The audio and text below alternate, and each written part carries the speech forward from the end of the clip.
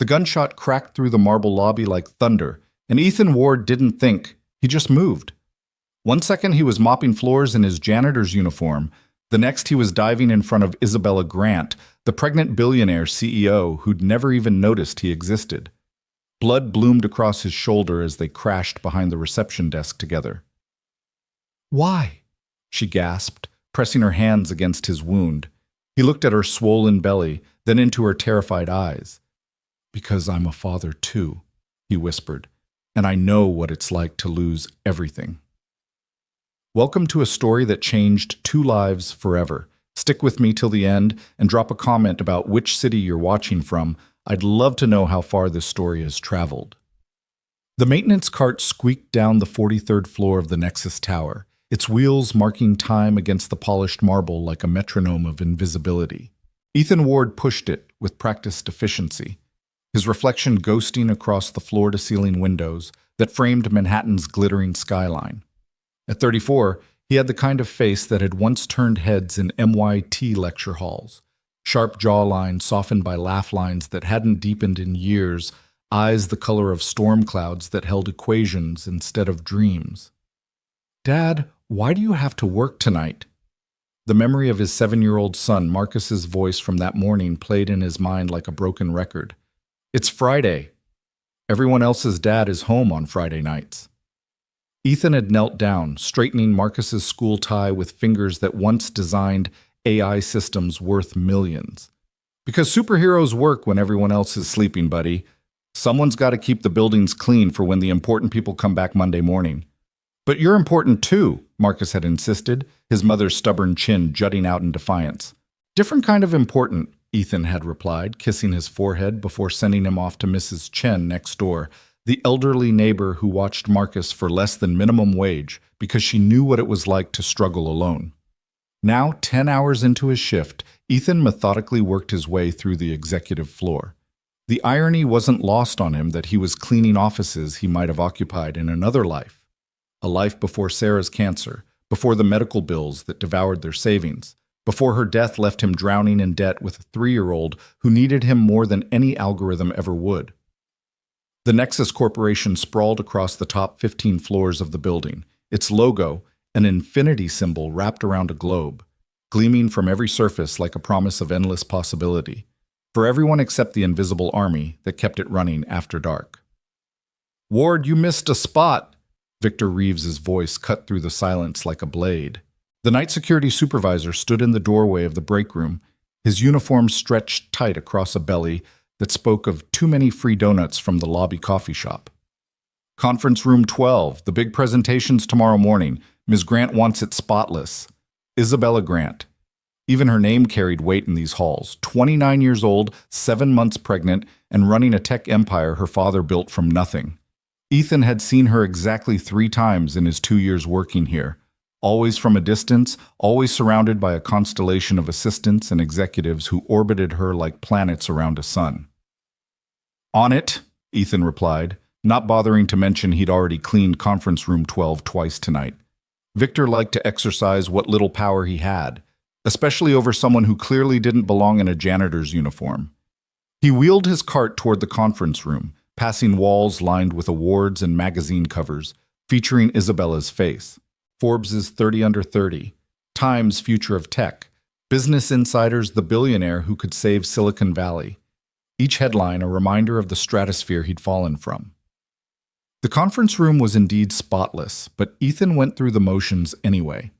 As he wiped down the smart board for the 3rd time, his hand brushed against a folder someone had left behind.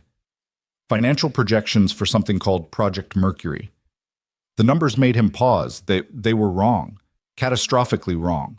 The kind of wrong that could sink the entire company if they based their next quarter's strategy on these calculations. His fingers itched for a pen.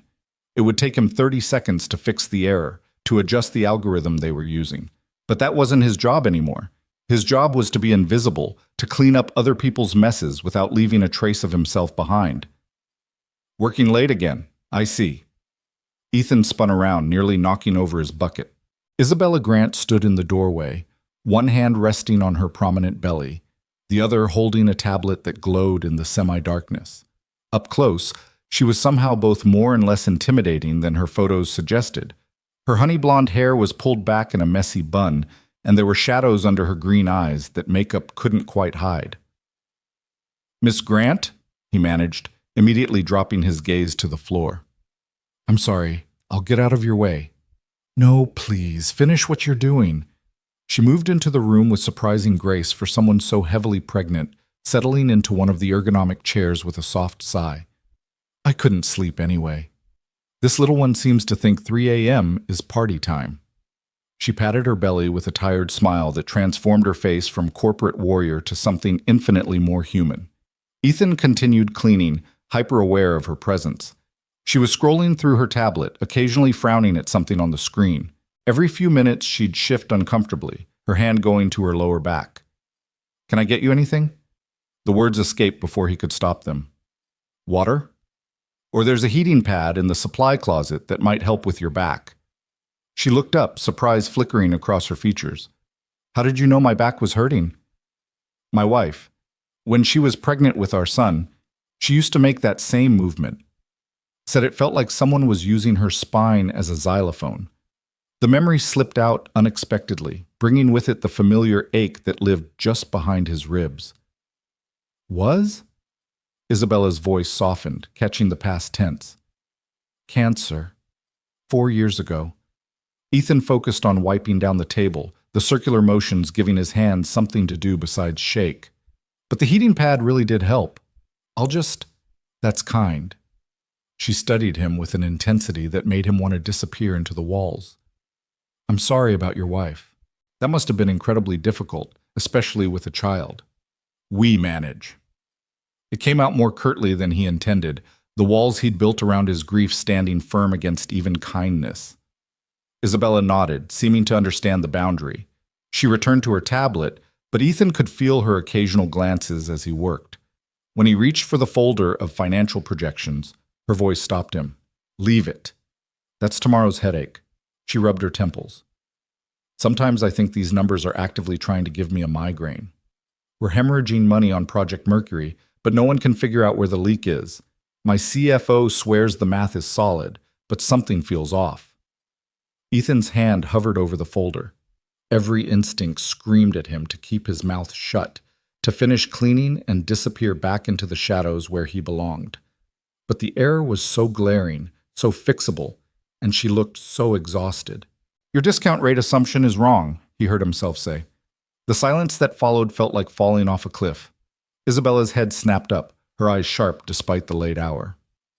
"Excuse me?" There was no going back now. Ethan pulled the folder toward him, grabbing a pencil from the table. "Your team is using a flat discount rate across all market segments, but you're dealing with emerging markets in Southeast Asia. The risk premium should be adjusted by at least 3%, and you need to factor in currency fluctuation. Here," he quickly sketched out the corrected formula on a blank sheet. "If you run the numbers this way, you'll see the leak isn't in operations. It's in your hedging strategy." Isabella stood up so fast her chair rolled backward. She snatched the paper from his hands, her eyes racing across his calculations. Who are you?" "Nobody," Ethan said quickly, already backing toward his cart. "I'm sorry. I shouldn't have—" "Stop. It wasn't a request." Isabella pulled out her phone, took a photo of his calculations, and fired it off in a text. Within seconds, her phone rang. "I know it's 3 a.m., David," she said to whoever was on the other end. "Look at what I just sent you." "Yes, now." A pause. "That's what I thought. Emergency meeting, 7 a.m. sharp. And David, find out everything you can about our hedging strategy in Singapore." She ended the call and fixed Ethan with a look that made him feel like a butterfly pinned to a board.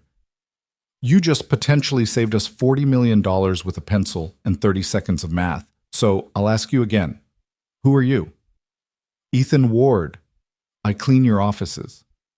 "No," she said slowly. "People who clean offices don't spot sophisticated financial modeling errors at a glance." Try again. He could lie. Make up something about community college courses or online tutorials.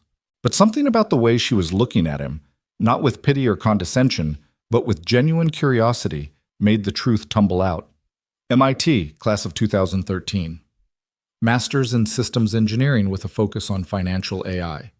I used to work for Prometheus Tech before they went under. Isabella's eyebrows shot up. Prometheus? You were part of the team that developed the Apollo trading algorithm? I led the team, Ethan admitted, the words tasting like dust in his mouth. Ancient history now. Ancient history that's still being taught in business schools as one of the most innovative financial AI systems ever created. She tilted her head, studying him like a puzzle she couldn't quite solve. What happened? Life, Ethan said simply, gripping the handle of his mop like an anchor. Medical bills happened. Choosing between keeping a roof over my son's head and keeping my dignity happened.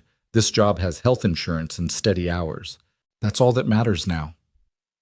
Isabella was quiet for a long moment, her hand unconsciously moving to her belly. Your son. How old is he? 7. His name's Marcus. Despite himself, Ethan smiled. Smart as a whip, wants to be an astronaut on Mondays, a dinosaur hunter on Tuesdays, and a chef by Friday. Sounds like he inherited his father's brain. Isabella moved closer, and Ethan caught a whiff of her perfume, something expensive and subtle that probably cost more than his monthly rent. Mr. Ward, Ethan, I'd like to make you an offer. I don't need charity. Good, because I don't give it. Her tone turned businesslike, the CEO emerging from behind the exhausted, pregnant woman.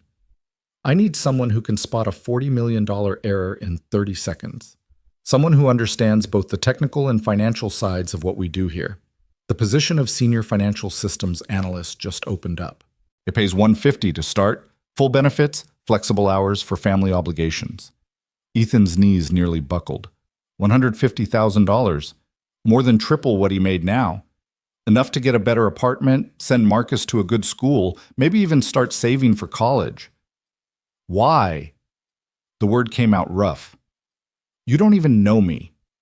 I know you created Apollo. I know you chose your son over your career when life got hard. And I know you could have walked past that folder tonight, but you didn't. She pulled out a business card, pressing it into his hand. I built this company by trusting my instincts about people. My instincts are screaming that letting you walk out of here with that mop would be the stupidest thing I could do. Before Ethan could respond, the fire alarm erupted. Not the polite, measured tone of a drill, but the full-throated scream of genuine emergency. The lights flickered once, twice, then died. Emergency lighting kicked in, bathing everything in an eerie red glow. We need to evacuate, Ethan said, his mind immediately shifting into crisis mode. But as they reached the door, smoke was already seeping underneath, thick and black. The stairs, Isabella started, will be packed. There's a service elevator in the back that goes straight to the parking garage. Maintenance staff only. Ethan grabbed his cart, using it to prop the door open slightly. The hallway was filling with smoke fast. Stay low, cover your mouth with this. He handed her a damp cleaning cloth from his bucket. They moved through the smoke-filled corridor, Ethan leading with the confidence of someone who knew every inch of these floors in the dark. Behind them, he could hear panicked voices, the sound of breaking glass. The smoke was getting thicker, and Isabella was starting to cough, her hand pressed protectively over her belly. Almost there, Ethan assured her, though the service elevator seemed miles away. That's when he heard it, a voice crying for help from one of the offices. Someone's trapped, Isabella gasped. Keep going, Ethan ordered. The elevator's just ahead. Hit the parking garage button and get out. What about you? I'll be right behind you. It was a lie, and they both knew it. But Isabella, proving she was indeed the leader everyone said she was, nodded and kept moving. Ethan turned back toward the voice, plunging into the smoke-filled office. He found her in the corner. Amy, one of the night shift cleaners. A kid, really. Maybe 19. She'd twisted her ankle trying to navigate in the dark and panic. Without hesitation, Ethan hauled her up, supporting most of her weight as they stumbled toward the exit. By the time he got Amy to the stairwell where other evacuees could help her, the smoke on the executive floor had turned into visible flames licking at the walls. The service elevator was no longer an option. Ethan made his way to the main stairs, joining the stream of people fleeing downward. He'd made it down 10 floors when he heard the scream. It cut through the chaos like a knife, high and terrified. Ethan looked up to see Isabella on the landing above, cornered by a man in a ski mask. In his hand was a gun, pointed directly at her belly. "Everyone back!" the man shouted, his voice cracking with desperation or drugs or both. "This bitch cost me everything. Her company's AI replaced me, replaced all of us. 8 years at that firm, and they threw us away like garbage." The crowd scattered, people pushing and shoving to get away from the weapon. But Ethan found himself moving up, against the tide, his eyes locked on Isabella's terrified face. "Please," Isabella was saying, her hands raised, trying to shield her unborn child. "I understand you're angry. We can talk about this. There are programs, compensation." "Shut up!" The gun shook in the man's hand. "You understand nothing. Living in your tower, playing with people's lives like we're just numbers on your spreadsheet. But you're going to understand loss now. You're going to understand what it feels like to have everything ripped away." Ethan was close now, close enough to see the tears streaming down Isabella's face, close enough to see the man's finger tightening on the trigger. Time slowed to a crawl. He thought of Marcus, asleep at Mrs. Chen's, trusting his dad to come home like he always did. He thought of Sarah, how she'd made him promise to take care of their boy, to give him a good life. He thought of the business card in his pocket, the chance at a new beginning. Then he stopped thinking and simply moved. The gunshot was impossibly loud in the enclosed space of the stairwell. Ethan felt the impact like a sledgehammer to his shoulder, spinning him around as he crashed into Isabella, his body shielding hers as they went down together. His momentum carried them both through a door onto another floor, away from the shooter. There was screaming, chaos, the sound of people tackling the gunman, but it all seemed very far away.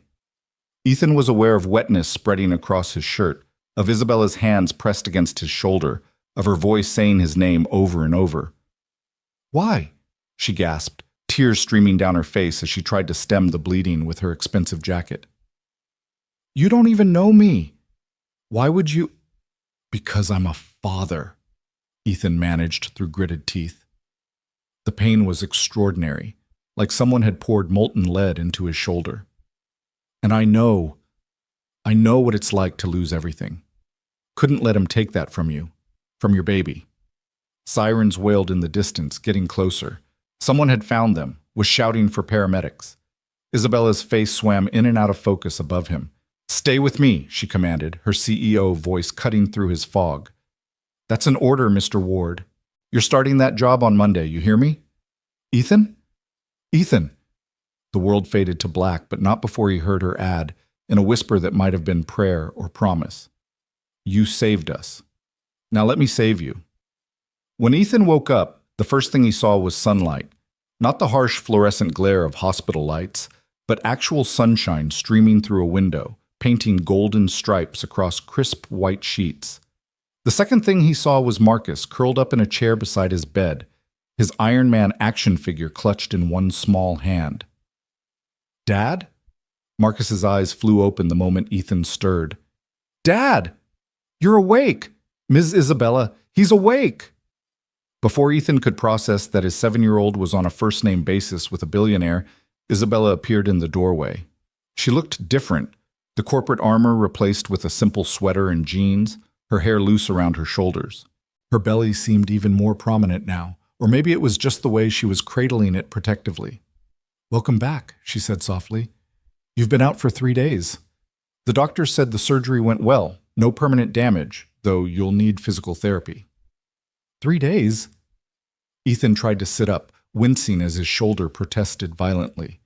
"Marcus, school is covered," Isabella interrupted. "Mrs. Chen has been wonderful, and Marcus has been here after school every day. We've become quite good friends, haven't we?" Marcus nodded enthusiastically. "Ms. Isabella knows all about rockets, and she said, when you're better, we can visit the Space Museum." Ethan looked between his son and the woman he'd taken a bullet for, trying to make sense of this new world he'd woken up in. "You didn't have to eat—" "Yes, I did." Isabella's voice brooked no argument. "You saved my life. My child's life. The least I can do is make sure your son is taken care of while you recover. The shooter, in custody. Turns out he was part of a group planning to target several tech companies. The fire was a distraction. If you hadn't... She trailed off, her hand going to her belly. The FBI says your actions probably prevented a much larger tragedy. Marcus climbed onto the bed carefully, snuggling into Ethan's good side. Ms. Isabella says you're a hero, Dad. A real one, not just the cleaning kind. All heroes are the cleaning kind, buddy, Ethan said, ruffling his son's hair. Some of us just clean up different messes. Isabella laughed, a surprisingly warm sound. Speaking of messes, we need to talk about that job offer. I'm pretty sure getting shot voids the interview process. Ethan attempted a joke. Actually, it fast-tracks it. She pulled out a tablet, all business despite the casual clothes. $175 to start, not $150. Full medical coverage, including all your current bills from this incident. And yes, before you argue, that's standard company policy for workplace injuries. Flexible hours, with the understanding that you'll need time for physical therapy. And Marcus gets access to our corporate daycare program, which includes after-school tutoring and summer programs. Ethan's head spun. This is too much. No, it's not enough. Isabella's voice turned fierce. Do you know what happened after you spotted that error in our projections? We found 3 more similar issues, all bleeding money we didn't even know we were losing. Your 30-second observation saved us more than $100 million over the next fiscal year. That's before we even talk about the fact that you literally took a bullet for me. I didn't do it for money. I know. Her expression softened. That's exactly why I'm offering it. The world is full of people who do the right thing only when someone's watching, only when there's something in it for them. You did it when you thought no one would ever know. When you had everything to lose and nothing to gain. She reached into her purse, pulling out something that made Ethan's heart stop. It was his old notebook, the one he'd thought he'd lost months ago. The one filled with ideas, algorithms, solutions to problems he worked on during his breaks, just to keep his mind sharp. Security found this in the maintenance locker, Isabella said. I hope you don't mind, but I looked through it. Ethan, these ideas, they're brilliant, revolutionary even. Why didn't you ever try to sell them, start your own company? With what capital? What connections? Ethan shook his head. Besides, my son needs stability, not his dad chasing pipe dreams. What if I told you it wouldn't be a pipe dream? What if I told you that Nexus wants to develop these ideas, with you leading the team? Your name on the patents, profit-sharing agreement, the whole 9 yards. Marcus looked up at his father with huge eyes. Does this mean we're going to be rich, Dad? It means, Ethan said slowly, looking at Isabella, that sometimes life gives you second chances in the strangest ways. Isabella smiled, and for the first time since Sarah died, Ethan felt something he'd thought was lost forever. Hope. There's one more thing, Isabella said, suddenly looking almost shy. I want to name him after you. Him? She patted her belly. Found out yesterday, a boy. And I want to name him Ethan, if that's okay with you. Ethan felt tears prick his eyes. This woman, this stranger who'd become something else entirely in the space of one violent night, wanted to name her child after him. A janitor. A nobody who'd just been in the right place at the right time. I think, he said, his voice rough with emotion, that would be an honor. Marcus whooped with delight. That means there'll be 2 Ethans, Big Ethan and Little Ethan. That's so cool. As his son chattered excitedly about all the things he could teach little Ethan, and Isabella smiled that warm, grateful smile, Ethan Ward realized that sometimes falling from grace was just life's way of positioning you to catch someone else when they fell. The hospital room filled with laughter and planning and hope. 3 people who'd been strangers a week ago now bound together by violence and courage and the strange alchemy of human connection. Outside, Manhattan hummed with its usual chaos, but inside this small room, a new family was taking shape. Not the kind defined by blood or law, but by choice and chance, and the willingness to see beyond surface appearances to the gold that sometimes hides in the most unexpected places. 2 months later, Ethan stood in front of a whiteboard covered in equations, explaining to a room full of Nexus engineers how his new algorithm could revolutionize their entire trading platform. His shoulders still ached sometimes, a reminder of that night, but he wore it like a badge of honor. "Mr. Ward," one of the senior engineers interrupted, "this is impressive, but the implementation would require completely restructuring our existing framework." "Yes," Ethan agreed simply. "Sometimes you have to tear down what's broken before you can build something better." Through the glass wall of the conference room, he could see Isabella in her office, her feet up on her desk, very pregnant and absolutely glowing as she conducted a video call with investors. She caught his eye and gave him a thumbs up. After the meeting, Ethan found her in the break room, struggling to reach something on a high shelf. "Let me," he said, easily grabbing the box of tea she'd been after. "My hero, again?" she teased, but there was genuine warmth in it. "How'd the presentation go?" "They think I'm crazy." "Perfect. All the best ideas sound crazy at first." She studied him over her mug. "You know, I never properly thanked you." "You gave me a job worth more than I ever dreamed of making." "I think that counts as thanks." "No," Isabella said seriously. "I mean, really thanked you, not as a CEO, not as your boss, but as a mother. You gave my son a chance at life. You gave me a chance to meet him. There aren't words for that kind of gift." "You gave me back my life too," Ethan admitted. "After Sarah died, I was just going through the motions, surviving, not living. This job, this chance, it reminded me that I'm more than just my worst moments." "We all are," Isabella agreed. "Sometimes it just takes someone else to see it first." That evening, Ethan picked Marcus up from the Nexus daycare program, where he'd been building rockets out of Legos with the other kids. As they walked through the lobby, several people nodded respectfully at Ethan. The story of the janitor who saved the CEO had become company legend, though Ethan wished it would fade faster. "Dad," Marcus said as they waited for the subway, "are you happy now?" It was such a simple question, but it hit Ethan like a punch to the gut. When was the last time Marcus had seen him truly happy? "Yeah, buddy," he said, pulling his son close. "I really am." "Good. Mom would be happy too." Ethan looked down at his son in surprise. Marcus rarely mentioned Sarah anymore. "She told me in a dream," Marcus continued matter-of-factly, the way only children can discuss the profound. "She said she was proud of you for being brave. And she likes Ms. Isabella." "Oh yeah?" "Yeah, she said Miss Isabella and little Ethan are going to be our family now. Not replacing family, but adding family. Like when you do math and make the number bigger." Out of the mouths of babes, Ethan thought, marveling at his son's simple wisdom. 3 weeks later, Isabella went into labor during a board meeting. Ethan was in his office, deep in code, when his assistant burst in. "Mr. Ward, Ms. Grant is in labor, and she's asking for you." He found Isabella in her office, breathing through a contraction while somehow still trying to finish an email. "I swear this child has his father's timing," she gasped, then looked mortified. "I mean, not his father. The biological father.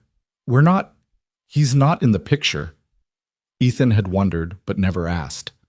Isabella Grant's personal life was notably absent from all those magazine profiles.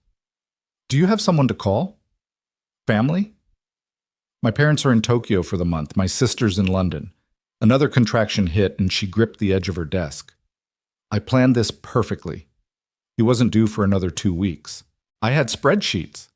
"Babies don't care about spreadsheets," Ethan said gently. "Come on, let's get you to the hospital." "I can call a car." "Isabella." He used her first name deliberately, watching her eyes widen slightly. "Let me help."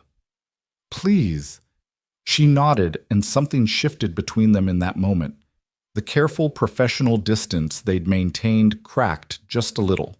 The next 12 hours were a blur. Ethan stayed because Isabella asked him to, gripping his hand through contractions while alternating between threatening to fire him if he ever told anyone she cried and apologizing for ruining his shirt with her tears. "This is karma," she gasped between pushes. "I restructure companies without breaking a sweat, but one tiny human is completely destroying me." "You're doing amazing," Ethan assured her, wiping her forehead with a cool cloth. "Just a little more." "How do you know?" "Because you're the strongest person I've ever met, and because the nurse is literally holding your son's head, so I'm pretty sure we're close." Isabella cried, squeezing his hand hard enough to cut off circulation. 2 pushes later, Ethan Samuel Grant entered the world, screaming his displeasure at the bright lights and cold air.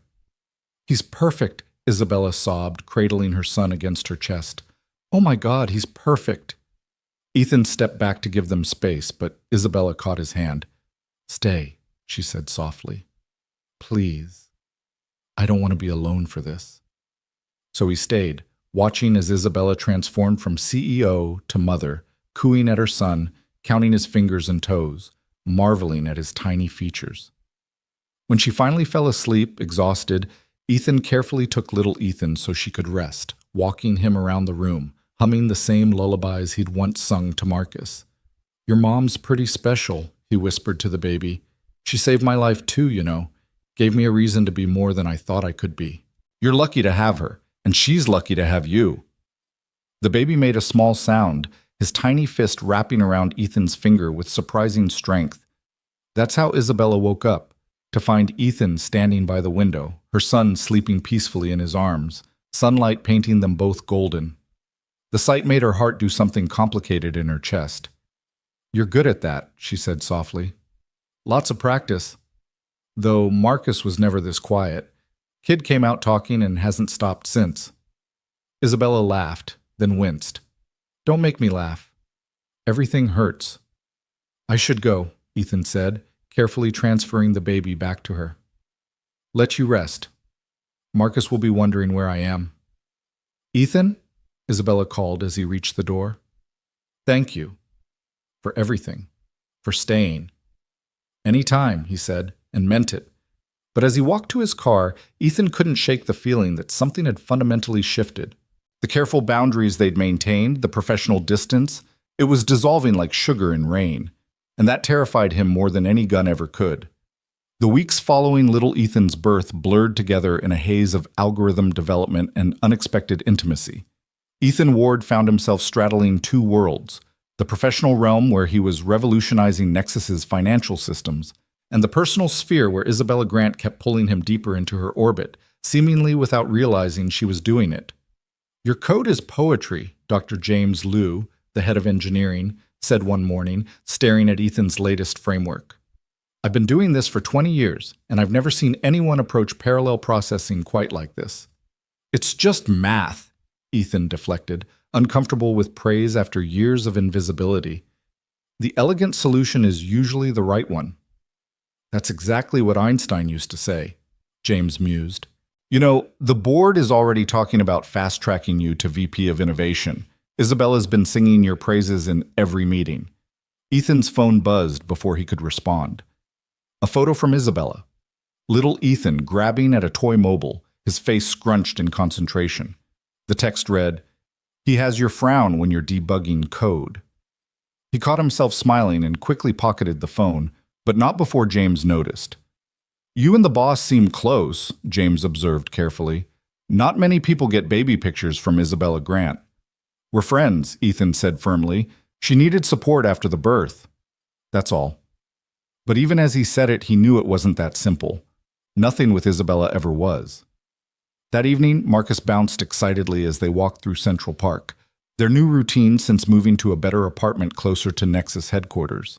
The Rays had changed everything. Better neighborhood, better school, better everything except the gnawing feeling that Ethan was betraying Sarah's memory by moving forward. "Dad, can we visit baby Ethan again?" Marcus asked, kicking at fallen leaves. "He's probably doing something new by now. Babies learn stuff super fast." "He's only 6 weeks old, buddy. Mostly, he just sleeps and eats." "But Ms. Isabella says he smiled yesterday." "A real smile, not the gas kind." Ethan stopped walking. "When did Ms. Isabella tell you that?" "When she called during lunch. She calls every day at lunch to say hi. Marcus said this like it was the most natural thing in the world. She says it's the best part of her day because I tell the funniest stories." This was news to Ethan. Isabella Grant, CEO of a billion-dollar company, was taking time out of her schedule to call his 7-year-old son every day at lunch. "She didn't mention that," Ethan said carefully. "Maybe she forgot. She forgets lots of stuff lately. Yesterday she wore 2 different shoes to work." Marcus giggled. "She sent me a picture." They were both black, but one had a buckle and one didn't. Before Ethan could process this, his phone rang. Speak of the devil, Isabella's name lit up the screen. Ethan, thank God, she said without preamble. And he could hear little Ethan crying in the background.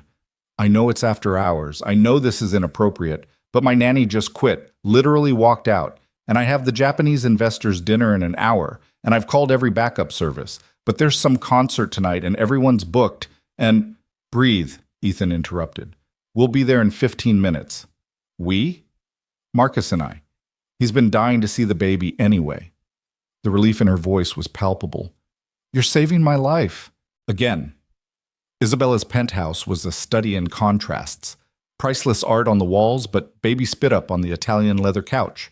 A Steinway piano serving as a changing table, board reports scattered between burp cloths and bottles.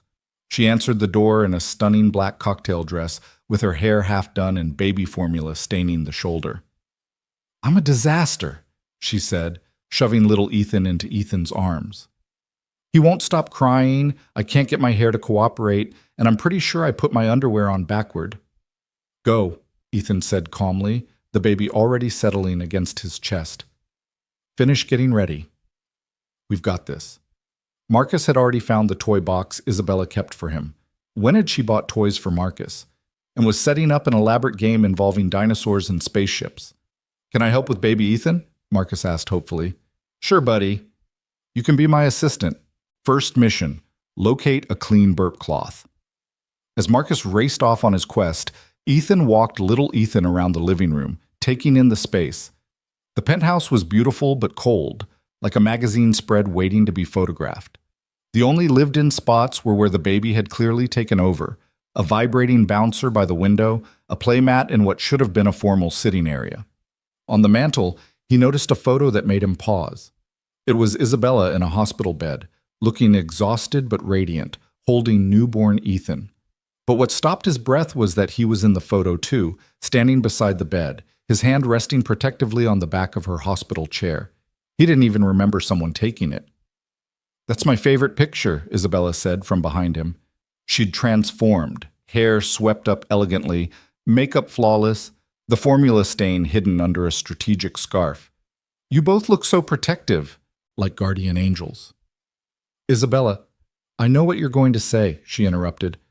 This is getting too personal, too complicated. But Ethan, She stopped, seeming to realize Marcus was listening. We'll talk later. I should go. The dinner will be fine, Ethan assured her. Go close your deal. We'll be here when you get back. She kissed little Ethan's head, hesitated, then kissed Marcus's too. Be good for your dad, sweetheart. The look she gave Ethan before leaving was loaded with things unsaid. The evening passed peacefully. Little Ethan finally settled. Marcus read him stories, mostly involving explosions and aliens, and Ethan found himself oddly at home in Isabella's space. He ordered pizza for dinner, cleaned up the disaster zone that was her kitchen, and even managed to organize some of the scattered paperwork into coherent piles. He was just getting both boys settled on the couch for a movie when he noticed a folder marked Confidential, Project Prometheus. His blood ran cold. Prometheus was his old company, the one that had collapsed and taken his career with it. Why would Isabella have files on it? Unable to resist, he opened the folder. Inside were acquisition papers, dated 3 weeks ago. Nexus had bought all of Prometheus's remaining intellectual property, including patents that had Ethan's name on them. Patents he'd assumed were worthless after the company's bankruptcy. But according to these documents, Isabella had paid $15 million for them. There was a note in her handwriting. Ethan's work deserves to see the light, even if he never knows we have them. Dad, the movie's starting, Marcus called. Ethan quickly closed the folder, his mind reeling. Isabella had spent $15 million to acquire his old work.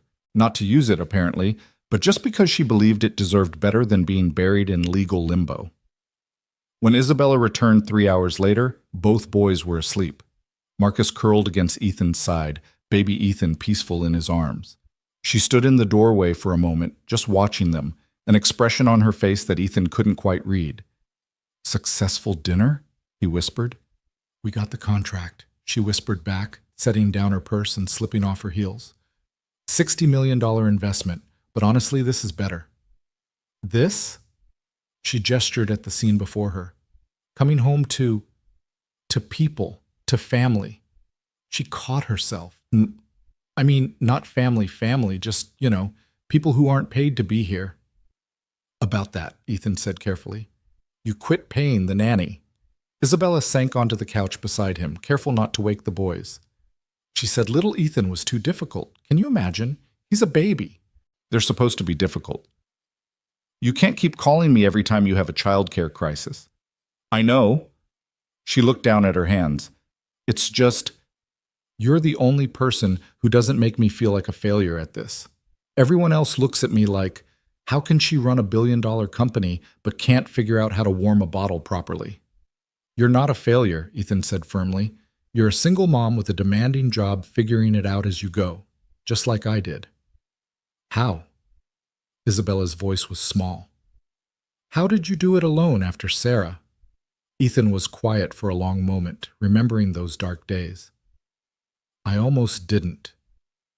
There were nights I sat in Marcus's room, watching him sleep, wondering how I was going to make it to morning, let alone raise him right. But then the sun would come up and he'd need breakfast, so I'd make breakfast. Then he'd need to get to school, so I'd get him to school. You survive minute by minute until suddenly you realize you're not just surviving anymore. When does that happen? The not just surviving part. Ethan looked at her, really looked at her. In the soft light from the kitchen, with her makeup slightly smudged and her perfect hair starting to fall, she looked nothing like the untouchable CEO from magazine covers. She looked like what she was, a scared new mother trying her best. I think, he said slowly, it's happening right now. The weight of that statement hung between them. Isabella's hand found his on the couch, their fingers intertwining naturally, like they'd done this 1,000 times before. Ethan, she breathed, I need to tell you something. Baby Ethan chose that moment to wake up crying, shattering the moment. Isabella laughed, but there were tears in her eyes. His timing really is terrible, she said, taking her son from Ethan's arms. Just like his... She stopped abruptly. Like his father? Ethan supplied gently. Isabella's face crumpled. He was a mistake. Not little Ethan, never him, but his father. We dated for 2 months. He was charming, said all the right things. The pregnancy was an accident, and when I told him, he gave me a check for an abortion and his lawyer's number, said his political career couldn't afford a scandal. Political career? He's a senator now, running for president next term, according to the news. She laughed bitterly. Family values candidate, if you can believe it. Married his campaign manager 2 months after leaving me. Ethan felt a surge of protective anger. He doesn't know what he gave up. No, Isabella agreed, looking down at her son. He doesn't. But sometimes I wonder if I'm enough, if I can be both parents to him. You don't have to be both parents, Ethan said without thinking. You just have to be his mom. That's enough. You're enough. Marcus stirred then, blinking sleepily. Are we having a sleepover? He asked hopefully. Nobody, we should go home. Actually, Isabella interrupted, it is pretty late, and tomorrow's Saturday. You could stay in the guest room, if you want. I mean, it would be easier than waking Marcus up fully. Ethan knew he should say no. Every rational part of his brain was screaming that this was crossing a line they couldn't uncross. But Marcus was already excited, and Isabella looked so hopeful, and baby Ethan had grabbed his finger again with that surprisingly strong grip. Just tonight, he said, but they all knew it wouldn't be just tonight. The next morning, Ethan woke to the sound of laughter. He found Marcus in the kitchen, carefully holding a bottle for baby Ethan while Isabella made pancakes, burning them from the smell. Dad, Marcus called. Ms. Isabella is teaching me how to feed the baby. And she's making breakfast, but I think something's wrong with her pan. There's nothing wrong with my pan, Isabella protested, frantically waving a dish towel at the smoke detector. I followed the recipe exactly. Ethan moved to the stove, smoothly taking over. The heat's too high, and you didn't wait for the pan to be ready. He poured fresh batter, the pancakes sizzling perfectly. Didn't anyone ever teach you to cook? I had a chef growing up, Isabella admitted. and then assistants, and then takeout menus. This is literally my first attempt at pancakes. Dad makes the best pancakes, Marcus informed her seriously. Sometimes he makes them look like dinosaurs. Dinosaur pancakes? Isabella looked genuinely intrigued. Is that difficult? And so Ethan found himself teaching a billionaire CEO how to make dinosaur-shaped pancakes while his son taught her how to burp a baby. It was surreal and domestic and dangerously perfect. I have a confession, Isabella said as they ate, baby Ethan sleeping in his bouncer. I may have had ulterior motives for asking you to stay last night. Ethan tensed. Oh. There's a company family picnic next weekend. Board members, major investors, important clients, everyone brings their families, and I don't have one. Not in the traditional sense. She took a breath. I was wondering if you and Marcus would come with me. As friends, just friends, but it would help to have people there who actually like me for me, not my net worth. You want us to be your fake family? Ethan asked, trying to keep his tone light. Not fake, Isabella said quickly. Never fake. You're the realest people in my life. I need moral support. And Marcus loves picnics, right, Marcus? I love picnics, Marcus confirmed through a mouthful of pancake. Will there be games? Three-legged races, egg tosses, even a dunk tank, Isabella promised. The CEO traditionally sits in the dunk tank for charity. You're going to let people throw balls at you? Ethan asked, incredulous. It raises money for our STEM program in underserved schools. Last year, we raised $200,000. How much to not throw balls at you? Marcus asked innocently, making both adults laugh. I like the way you think, Isabella told him. You're going to be a CEO yourself someday. As they cleaned up breakfast together, moving around each other with surprising ease, Ethan caught a glimpse of what this could be. What they could be. A family. Not the one he'd planned with Sarah, not the one Isabella had probably imagined for herself, but something new. Something that might actually work.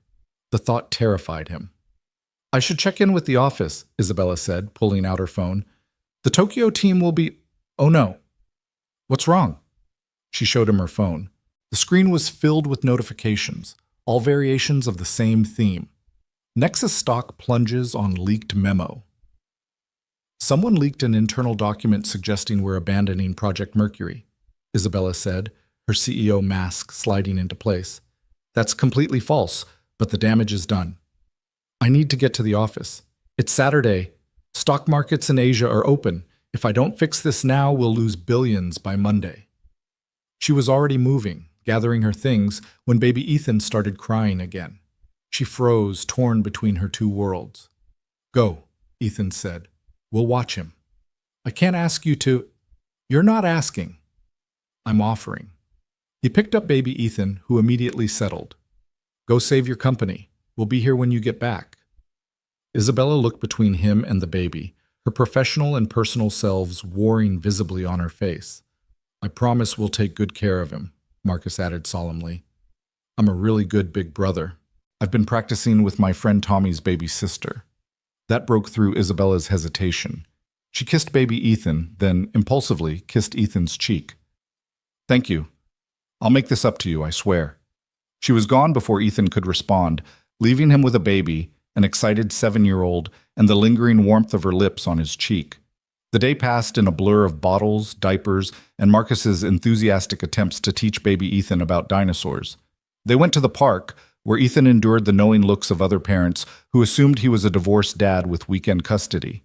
Marcus pushed the stroller proudly, telling anyone who would listen about his baby brother Ethan. Ethan didn't correct him. He was too busy trying not to examine why that felt so right. Isabella didn't return until almost midnight. Ethan was on the couch, laptop open, working on code while both boys slept. Marcus sprawled across his lap, baby Ethan in the portable crib they'd moved to the living room. You're still here, she said softly, looking exhausted but relieved. Crisis averted? Crisis managed. We'll still take a hit Monday, but not the catastrophe it could have been. She collapsed beside him on the couch, her head dropping onto his shoulder without hesitation. I don't know what I would have done without you today. You would have figured it out. You always do. No, she said firmly. I wouldn't have. I would have had to choose between my company and my son, and either choice would have broken me a little. They sat in comfortable silence, the city lights twinkling beyond the windows. Ethan became hyper-aware of every point of contact between them, her head on his shoulder, her hand resting on his arm, the way her breathing synced with his. The Prometheus patents, he said suddenly. Isabella stiffened. You saw the folder. Why? She was quiet for so long he thought she wouldn't answer. Then, because you deserved better than what happened to you. Your work was brilliant, innovative, years ahead of its time. It shouldn't have died with that company. $15 million is a lot of money for sentiment. It's not sentiment, it's justice. And besides, she lifted her head to look at him, I plan to make 10 times that when we implement your designs. I'm a businesswoman, Ethan. I don't make investments that won't pay off. And what about this? He gestured at their position, at the boys sleeping nearby, at the domestic scene they'd created. Is this an investment too? Isabella's eyes flashed with hurt. Is that really what you think? That I'm calculating the ROI on every moment we spend together?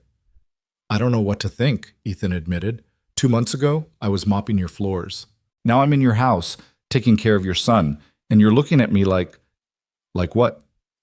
Like I'm more than just your employee who took a bullet for you. Isabella pulled away, standing abruptly. You are more than that. She stopped, running her hands through her hair in frustration. God, Ethan, you have to know by now that you're everything. You and Marcus, you've become everything to us. The admission hung in the air like a challenge. Isabella, no, let me finish. I know this is complicated. I know I'm your boss, and that makes this ethically messy. I know you're still grieving Sarah, and I'm a single mother with trust issues and a company to run. I know all the reasons this shouldn't work. But Ethan, when I'm with you, none of that matters. When I watch you with my son, when I see Marcus teaching him silly songs, when we're all together like this, it feels like family. It feels like home. And I haven't felt that since my parents died. Your parents are in Tokyo, Ethan said, confused. Isabella's laugh was bitter. My parents died when I was 22, car accident. The people in Tokyo are my father's investors who I call Mom and Dad to maintain the fiction that I have a support system. No one wants to trust a billion-dollar company to an orphan with abandonment issues. The revelation recontextualized everything Ethan thought he knew about her. The workaholic tendencies, the desperate need for control, the way she'd latched onto him and Marcus like lifelines. We're both orphans, he said softly. In different ways. Broken people trying to build something whole, Isabella agreed. Ethan stood, closing the distance between them. We're not broken. We're just experienced.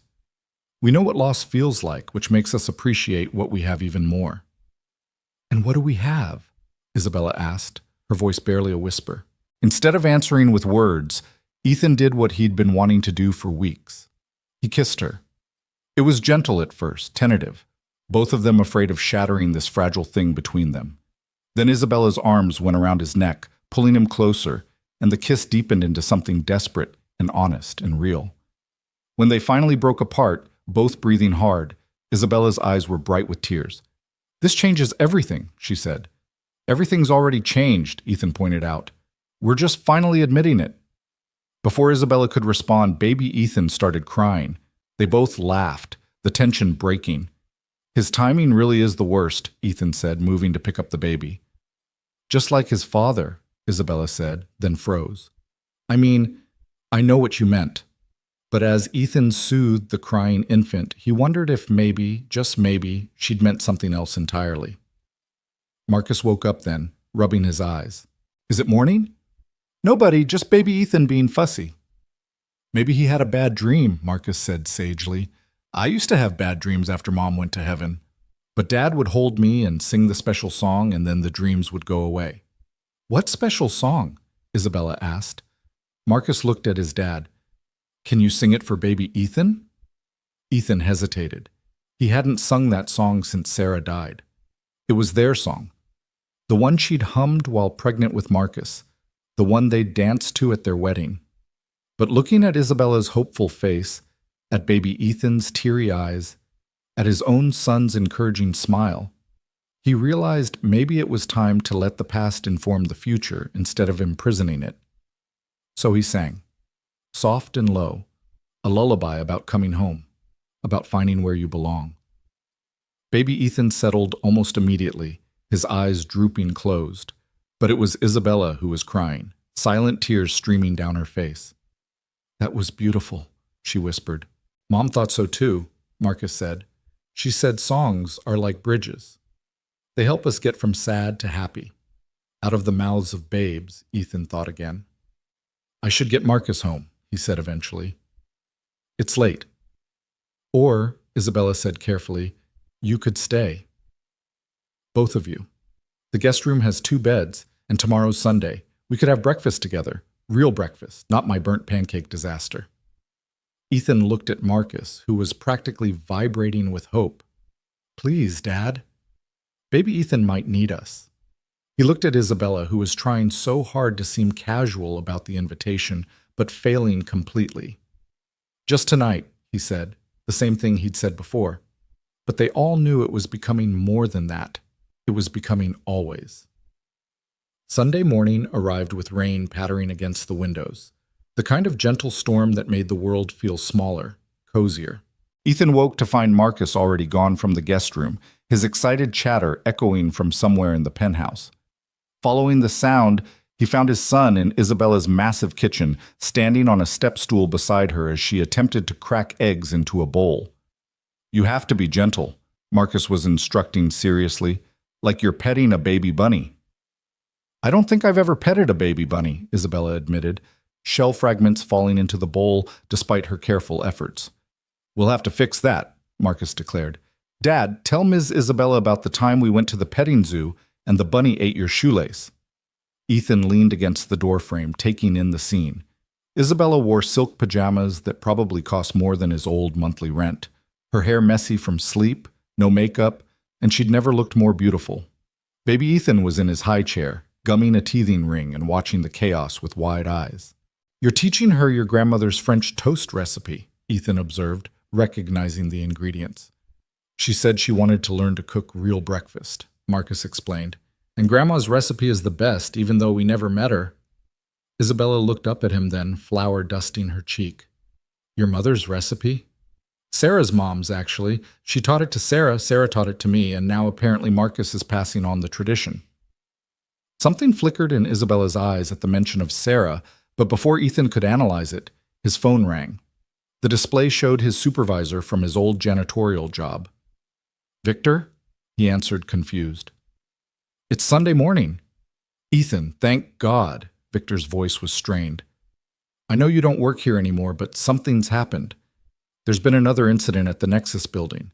Police are here. They're asking about you, about that night with the fire and the shooting." Ethan's blood ran cold. What kind of incident? "Someone broke into the executive floor last night. They spray-painted threats all over the walls, said this was just the beginning, that they weren't done with the company or the people who stopped them before." Isabella had moved closer, concern etched on her face. Ethan put the phone on speaker. "The thing is," Victor continued, "they knew details. About where you were standing when you got shot, about the janitor's cart you used to prop the door. Details that weren't in any news reports. The cops think it might be connected to the original attack." "We'll be right there," Isabella said, her CEO voice taking over. "Miss Grant? I didn't know."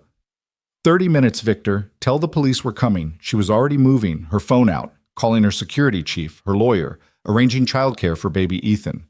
The transformation from domestic goddess in training to corporate warrior was instant and complete. "Marcus, buddy, you're going to stay here with Mrs. Patterson," Ethan said as an elderly woman appeared at the door, apparently Isabella's emergency nanny. "But Dad," no arguments. "This is grown-up stuff." Marcus's lower lip trembled. "Is someone trying to hurt you again?" Ethan knelt down, pulling his son close. "No one's going to hurt me. But I need to go help the police figure out what happened. I'll be back soon." "Promise?" "Promise." As they rode down in Isabella's private elevator, she said quietly, "You don't have to come." This is my company, my problem. Someone's threatening us because I stopped them from hurting you. That makes it our problem. She reached for his hand, squeezing it tightly. I'm scared, Ethan. What if they come after the boys? What if... We won't let that happen, he said firmly, though the same fear was clawing at his chest. The executive floor was a crime scene. The walls were covered in angry red spray paint, corporate killers. You destroyed our lives. This isn't over. But it was the last message that made Ethan's stomach turn. The janitor and the bitch will pay. They're brats, too. Detective Maria Santos, a no-nonsense woman in her 50s, took their statements with clinical efficiency. Mr. Ward, we've been investigating the original shooter, David Chen. Turns out he wasn't working alone. He was part of a group calling themselves the Displaced, people who lost their jobs to automation and AI. They've been planning attacks on tech companies for months. How many are in this group? Isabella asked. We're not sure. Chen isn't talking, and their online communications are encrypted. But based on the sophistication of last night's break-in, we're dealing with at least 3 or 4 others, possibly more. So they're still out there, Ethan said flatly. Still planning to hurt us. We're increasing security at the building and assigning protection details to both of you and your children. Detective Santos's expression softened slightly. I know this is frightening, but we're taking this very seriously. We won't let them hurt you or your families. But as they looked at the hate-filled messages covering the walls, Ethan wondered if police protection would be enough. The next week passed in a blur of increased security, police interviews, and trying to maintain normalcy for the boys. Isabella had moved them all into her penthouse temporarily, insisting it was safer with her building's superior security. Ethan had resisted at first, but the logic was undeniable. Plus, Marcus was thrilled to have a sleepover every night with baby Ethan.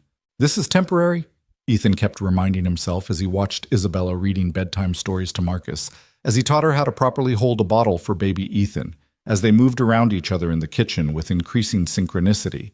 But temporary was starting to feel permanent. Thursday evening, Isabella came home from work looking shaken. There was a man outside the building today. Security caught him taking photos of everyone coming and going. When they questioned him, he ran. Ethan pulled her into his arms without thinking, feeling her tremble against him. Did they catch him?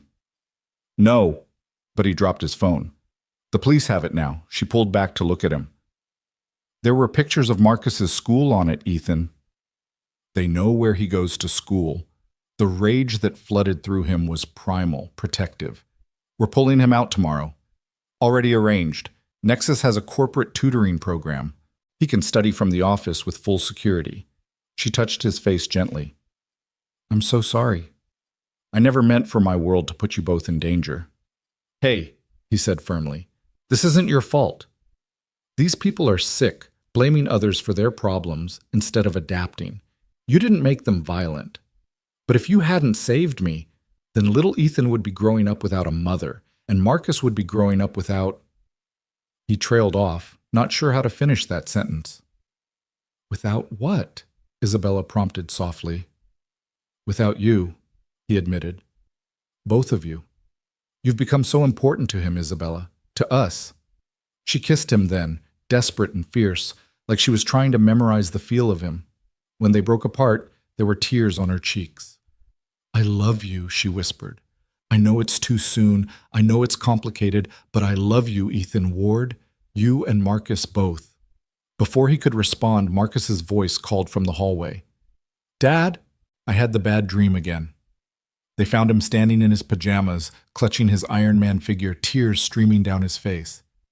The bad man was trying to hurt baby Ethan, he sobbed, and you weren't there to stop him.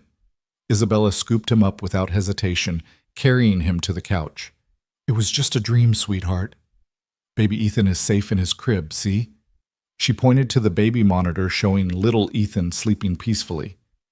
But what if the bad men come back? Marcus asked, curling into Isabella's embrace like he'd been doing it his whole life. Then your dad and I will stop them, Isabella said firmly, just like we did before. Together, Marcus asked hopefully. Together, Ethan confirmed, sitting beside them and wrapping his arms around both. They stayed like that until Marcus fell back asleep, safe in the circle of their protection. As Ethan carried his son back to bed, he heard Isabella whisper to the baby monitor, "I'll keep them all safe, little one, whatever it takes." The company picnic was Saturday, and despite everything, Isabella insisted they still go. "We can't let fear control our lives," she said that morning, adjusting Marcus's bow tie.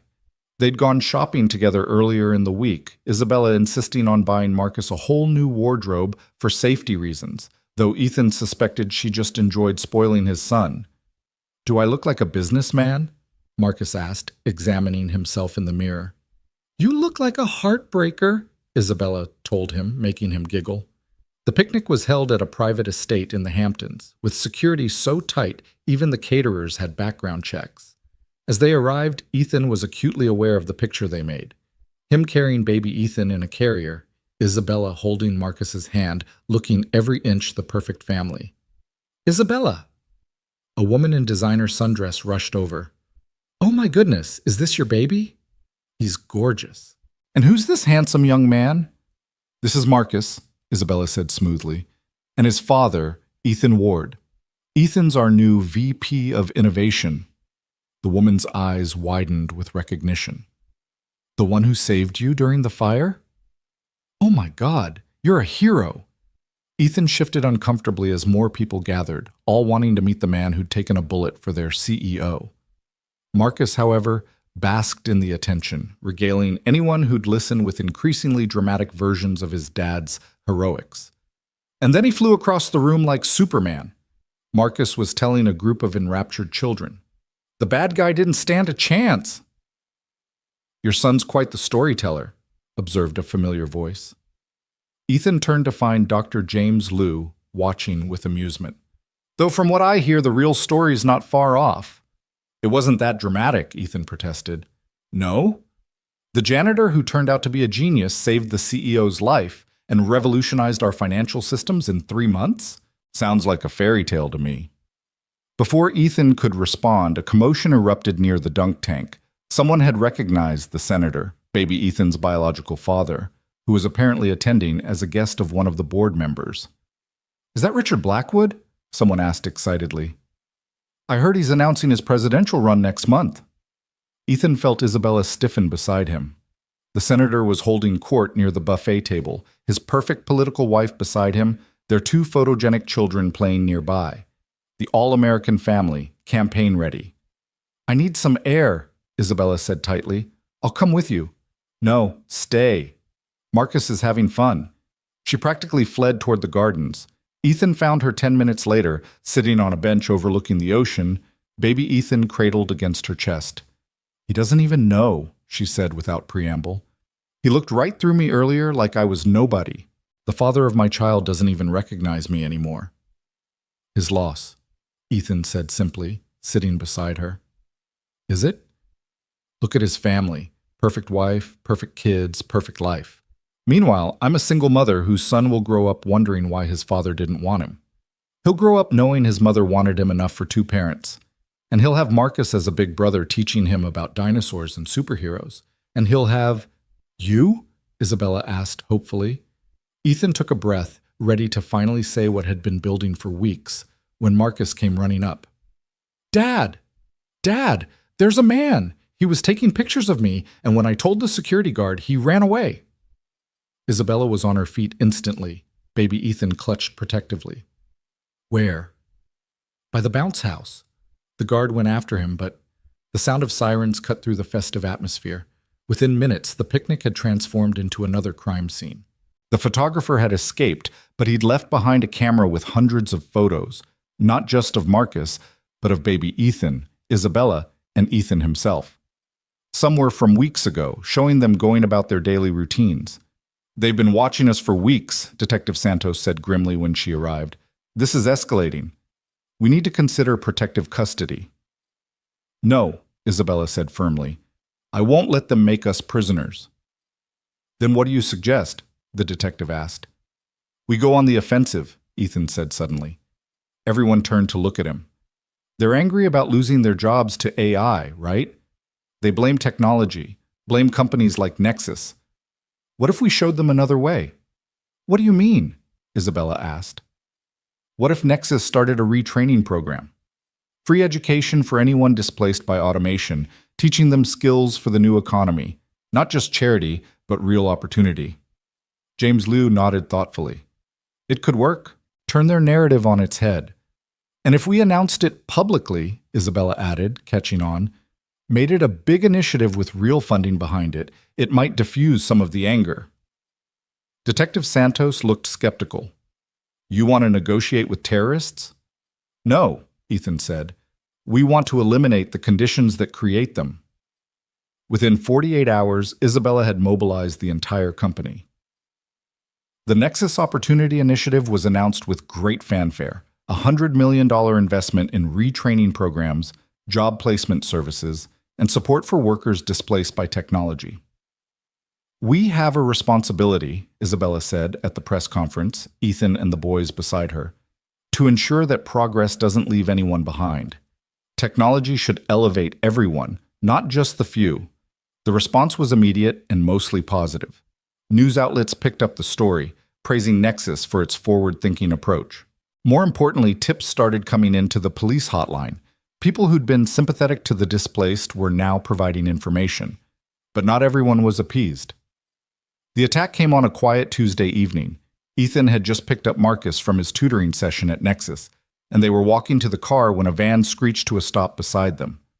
Everything happened so fast.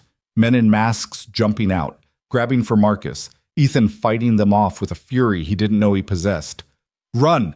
He shouted to Marcus, who stood frozen in terror. Run to the building! One of the attackers had a knife, and Ethan felt it slice across his ribs as he grappled with them. Security guards were running toward them now, shouting, but the attackers were already retreating, jumping back into the van. Dad! Marcus sobbed, throwing himself at Ethan as the van sped away. You're bleeding! Ethan looked down to see blood soaking through his shirt. The cut wasn't deep, but it was long, and the adrenaline was already fading into pain. I'm okay, buddy. I'm okay. But he wasn't okay. None of this was okay. Isabella arrived at the hospital like a force of nature, baby Ethan in her arms, her face pale with fear and fury. 27 stitches, the doctor told them. You're lucky it wasn't deeper. Lucky, Isabella repeated bitterly after the doctor left. You could have been killed. Marcus could have been taken. How is any of this lucky? Because we're all still here, Ethan said, reaching for her hand. Still together. For how long? She asked, tears finally breaking through. How long before they succeed? Before they hurt one of you or take one of the boys? I can't lose you, any of you. Marcus, who'd been quietly coloring in the corner, looked up. Are we going to have to leave? The question hung in the air, heavy with possibility. Maybe, Ethan said slowly. We should. Isabella's head snapped up. What? Think about it. These people know where we live, where Marcus goes to school, where we work.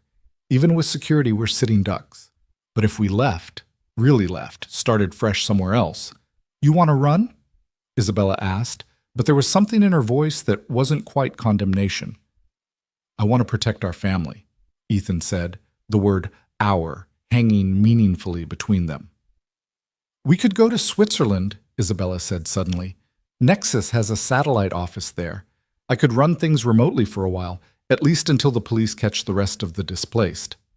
Switzerland has chocolate, Marcus offered hopefully, and mountains. It's halfway around the world, Ethan pointed out. Exactly, Isabella said. Far from anyone who wants to hurt us. We could leave tomorrow before anyone knows we're gone.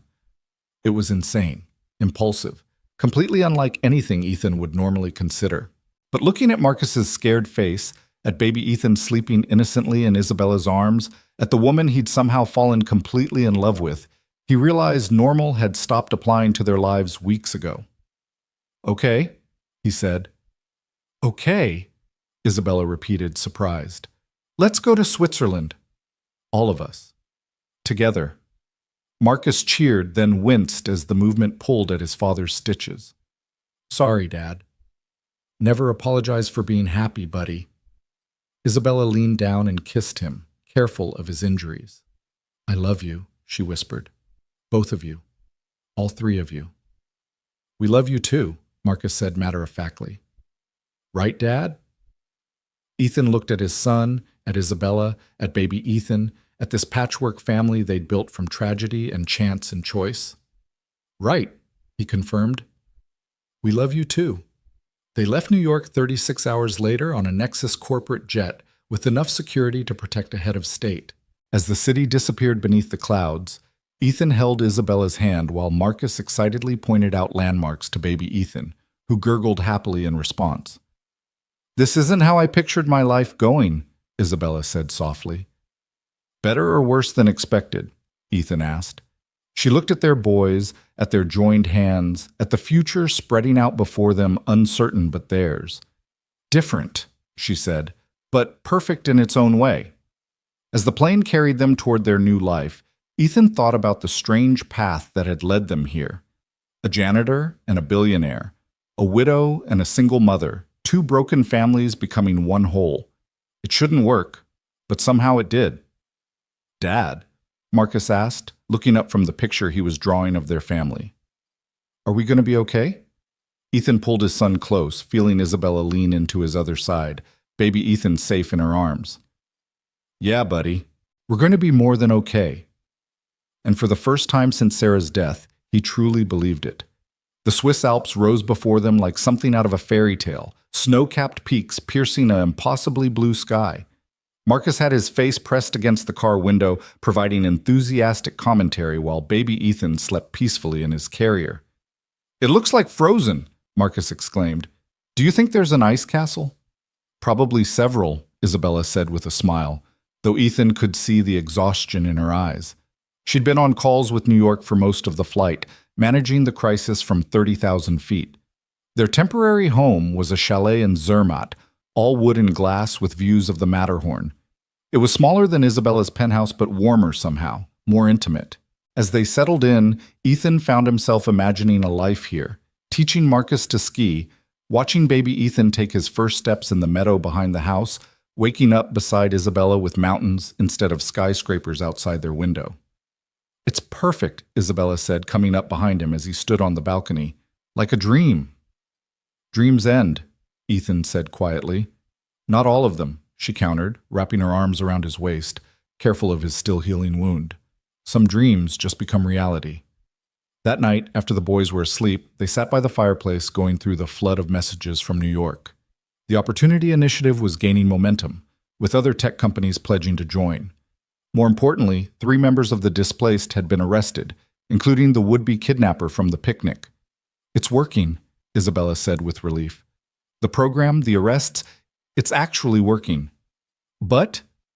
Ethan could hear the hesitation in her voice. But the board is getting nervous. A CEO who flees the country doesn't inspire confidence.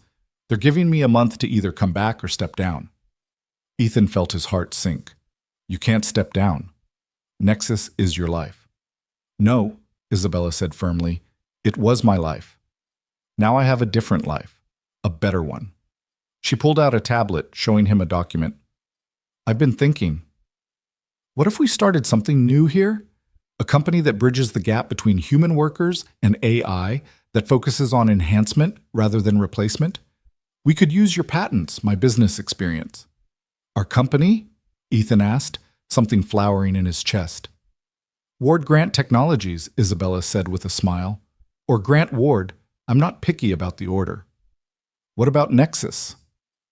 I'll maintain a position on the board, keep my equity. But day-to-day operations? She shrugged. James Liu would make an excellent CEO. Ethan stared at her. You'd give up running a billion-dollar company to start over with me? I'd give up everything to keep this family safe and together, Isabella said simply. The company, the money, the prestige, none of it matters without you and the boys. Before Ethan could respond, his phone buzzed. Unknown number, New York area code. Don't answer it, Isabella said immediately, but something made him pick up. Hello? Mr. Ward. The voice was familiar but unexpected. This is Richard Blackwood. Isabella went rigid. The senator. Baby Ethan's biological father. What do you want? Ethan asked coldly. I know you're with Isabella. I know about the child. My security team flagged the threat assessment when the displaced included my name in their manifesto. They what? Ethan put the phone on speaker. They knew about my connection to Isabella, to the baby. They were planning to expose it during my campaign launch, use it to humiliate both of us. The FBI just informed me. Isabella found her voice. Why are you calling? There was a long pause. Because I owe you both an apology and a warning. The FBI believes there's one more member of the displaced still at large, someone with inside knowledge of Nexus, someone who's been feeding them information. Who? Ethan demanded. They don't know yet. But Isabella, Ethan, he knows where you are. My team intercepted communications. You need to move now. The line went dead just as glass shattered in the front window. The rock that had shattered the window rolled across the hardwood floor, a note tied around it with red string. Ethan moved instantly, pulling Isabella away from the windows while his mind calculated angles, exits, threats. The boys were upstairs, still sleeping, unaware that their sanctuary had just been breached. Don't touch it, Isabella whispered, but Ethan was already pulling on the kitchen gloves he'd grabbed, carefully unfolding the paper. You can't run far enough. The children will pay for your sins. Isabella's hand flew to her mouth, muffling a sob. Through the broken window, they could hear movement in the darkness outside, boots crunching on gravel, getting closer. Get the boys, Ethan commanded, his voice steady despite the fear coursing through him. Backstairs. Go to the car. Keys are in my jacket. What about you? I'll be right behind you. Go! She ran, her feet silent on the stairs, and Ethan moved to the kitchen, grabbing the knife block. His ribs screamed in protest as he positioned himself between the front door and the staircase. If someone was coming in, they'd have to go through him first.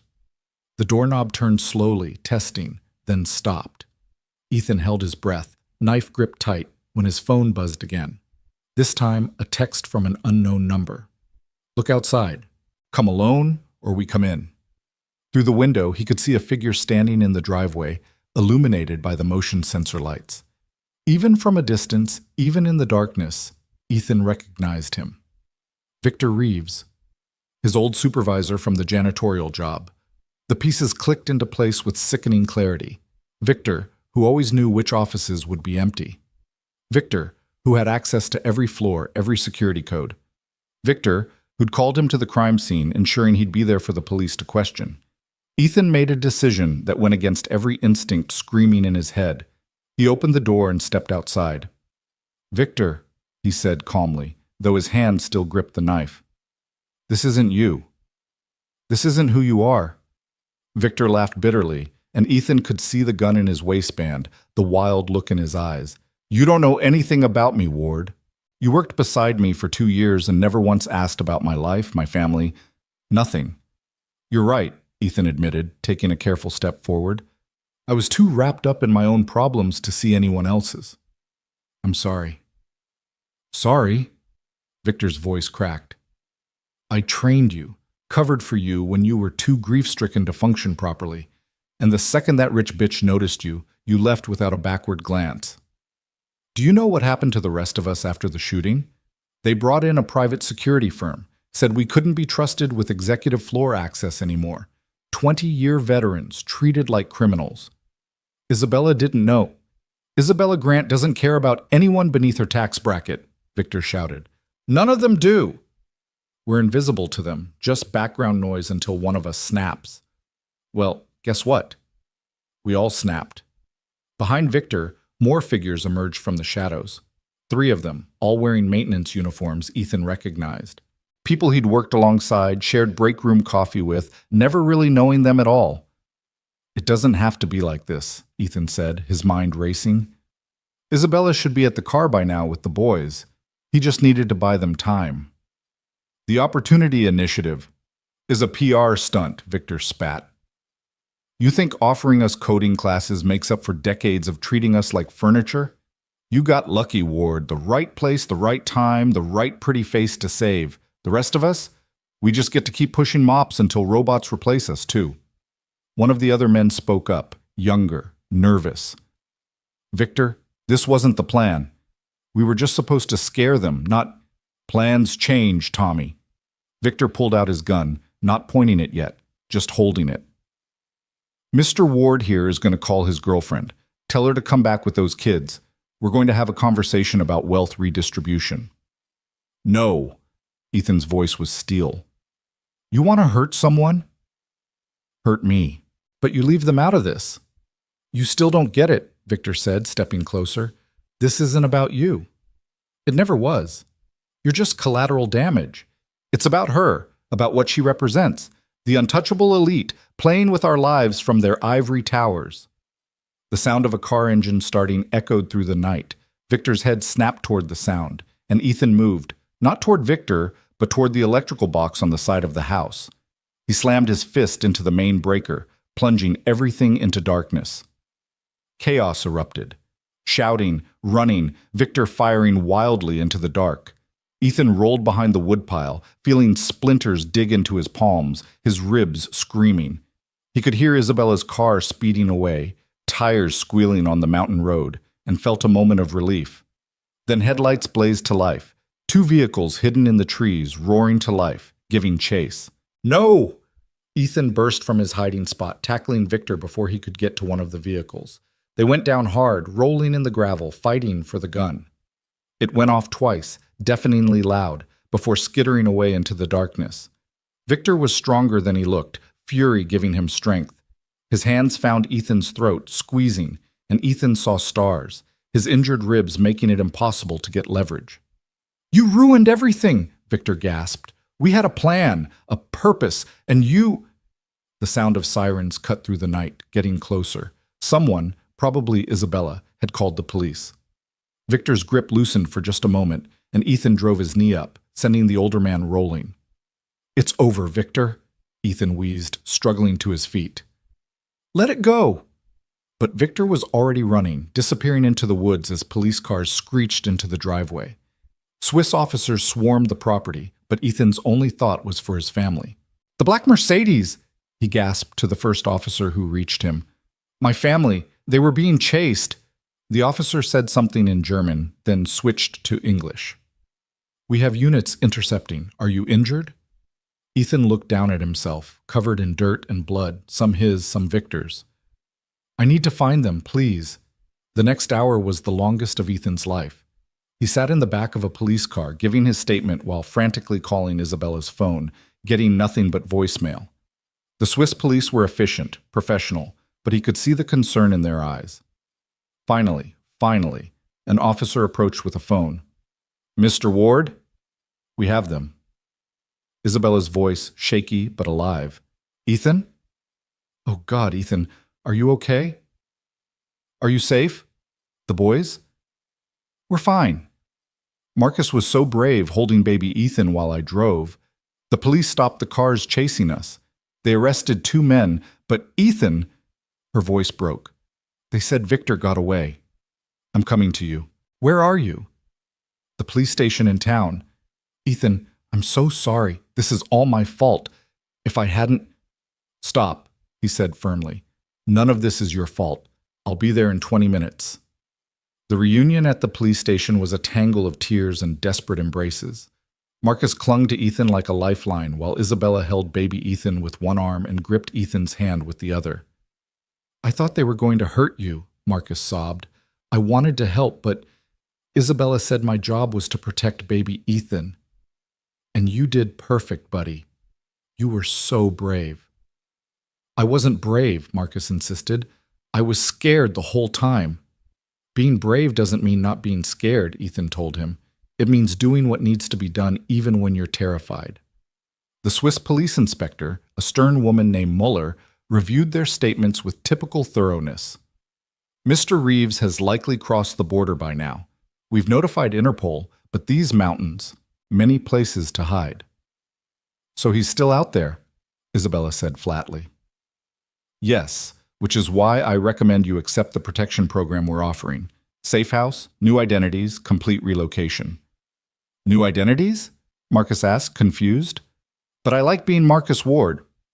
Isabella and Ethan exchanged looks over his head. The weight of what was being offered, a complete fresh start, but at the cost of everything they'd been, hung between them. "We need time to think," Ethan said. "Of course. But Mr. Ward, Ms. Grant, this man is obsessed. He won't stop until he's caught, or—" She didn't finish the sentence. She didn't need to. They spent the night in a police safe house, the four of them crowded into one room because nobody wanted to be separated. As the boys finally slept, Isabella and Ethan sat by the window, watching the sun rise over the Alps. "We could disappear," Isabella said quietly. "Become entirely new people. The Smiths or the Johnsons, living quietly somewhere nobody knows us. You'd give up the Grant name? Your father's legacy? My father built a company. I built a family." She looked at the boys, then at him. "I know which one matters more." Ethan's phone buzzed. Another unknown number, but this time he recognized the international code. He answered cautiously. "Mr. Ward, this is Richard Blackwood again." Isabella stiffened, but Ethan kept his voice neutral. "Senator, I heard about the attack. I'm in Geneva for a diplomatic summit. I can be in Zermatt in 2 hours." "Why would you—" "Because despite what Isabella thinks of me, I'm not a complete monster, and because I have resources that might help. Private security, connections, ways to make problems disappear." "We don't need your help," Isabella said coldly, loud enough for him to hear. "Isabella." Richard's voice softened. "I know I failed you. Failed the child. But let me do this one thing right. Let me help keep you safe." "Now you want to play father?" Isabella's voice was sharp with years of hurt. "Where were you when I was throwing up every morning? When I went to ultrasounds alone? When I gave birth with a stranger holding my hand because the father of my child was too worried about his career to care?" "You're right," Richard said simply, "about all of it. I was a coward. I am a coward. But I'm also a United States Senator with a security detail and diplomatic immunity. I can get you somewhere safe, somewhere even Victor Reeves can't reach." Ethan saw the war playing out on Isabella's face. Pride versus practicality, old hurt versus present need. "What did you have in mind?" Ethan asked. 3 hours later, Richard Blackwood arrived in a convoy of black SUVs with diplomatic plates. He looked older than his campaign photos, gray creeping into his perfect hair, lines around his eyes that makeup couldn't hide. His gaze went immediately to baby Ethan in Isabella's arms, and something cracked in his perfect political facade. "He has my mother's eyes," he said softly. "He has nothing of yours," Isabella said firmly, pulling the baby closer. Richard nodded, accepting the rejection. "The embassy in Bern has a secure residence, full diplomatic protection, international territory. You'd be untouchable there while the authorities hunt for Reeves." "And what do you want in return?" Ethan asked. Richard looked at him, really looked at him, taking in the protective way Ethan stood between him and Isabella, the way Marcus hid behind his father's legs.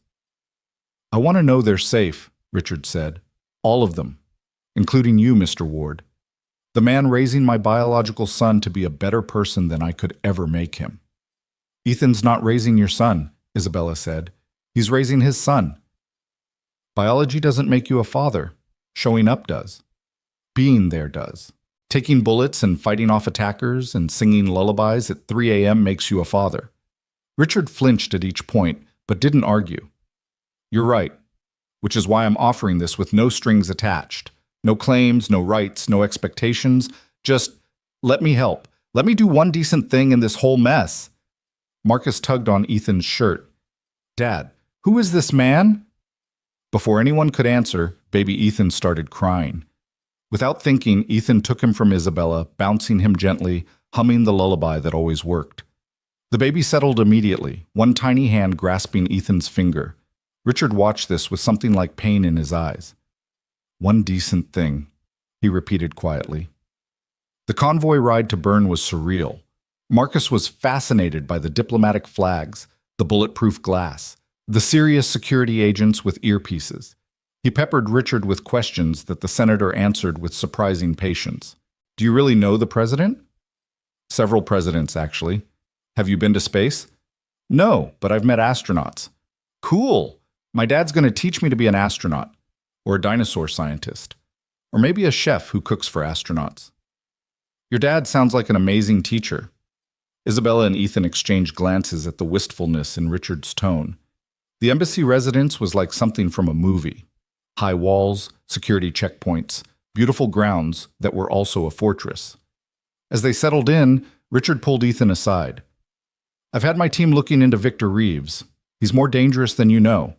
Military background, special forces training before he fell on hard times. Lost his wife to cancer, couldn't afford treatment, blamed the system that valued stock prices over human lives." "Like me," Ethan said quietly. "He's like me if I'd chosen rage over resilience." "Nothing like you," Richard corrected. "You found a way forward. He only found someone to blame." "Why do you care?" "Really?" Richard was quiet for a moment, watching through the window as Isabella helped Marcus explore the garden, baby Ethan sleeping in a stroller beside them. "I've made a lot of mistakes in my life," he said finally. "Choosing career over character, image over integrity. But the worst mistake was walking away from her, from them. I told myself it was for the best, that they'd be better off without me. But really, I was just a coward." He turned to Ethan. "You're not a coward. When it mattered, you stood up. You protected them. You're the father that baby deserves, the partner Isabella deserves. Don't let my failures poison that." Before Ethan could respond, his phone rang. Detective Santos from New York. "Mr. Ward, I have news. We caught 2 more members of the displaced network trying to flee the country. Under interrogation, they gave us everything. Victor Reeves' location, his plans, his resources." "Where is he?" "Still in Switzerland. He's holed up in an abandoned ski lodge about 50 kilometers from Zermatt. Swiss authorities are mobilizing now." Ethan felt a mixture of relief and dread. "So it's almost over." "Almost. But Mr. Ward, they also revealed something else. The attack was never really about Miss Grant or automation. Victor Reeves has been obsessed with you specifically. He saw you as a betrayal of everything he stood for, a working man who chose to side with the elite. That's insane." "Yes, it is, which is why he's so dangerous. This is personal for him in a way that makes him unpredictable.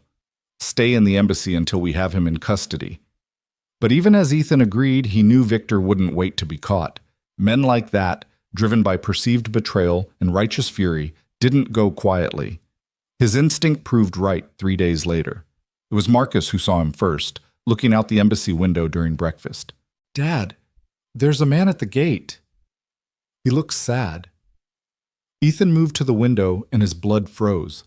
Victor stood at the main gate, hands visible, no obvious weapons, just standing there like he was waiting for a bus. "Take the boys upstairs," Ethan told Isabella. "Don't you dare go out there." "I'm not. But I need to end this."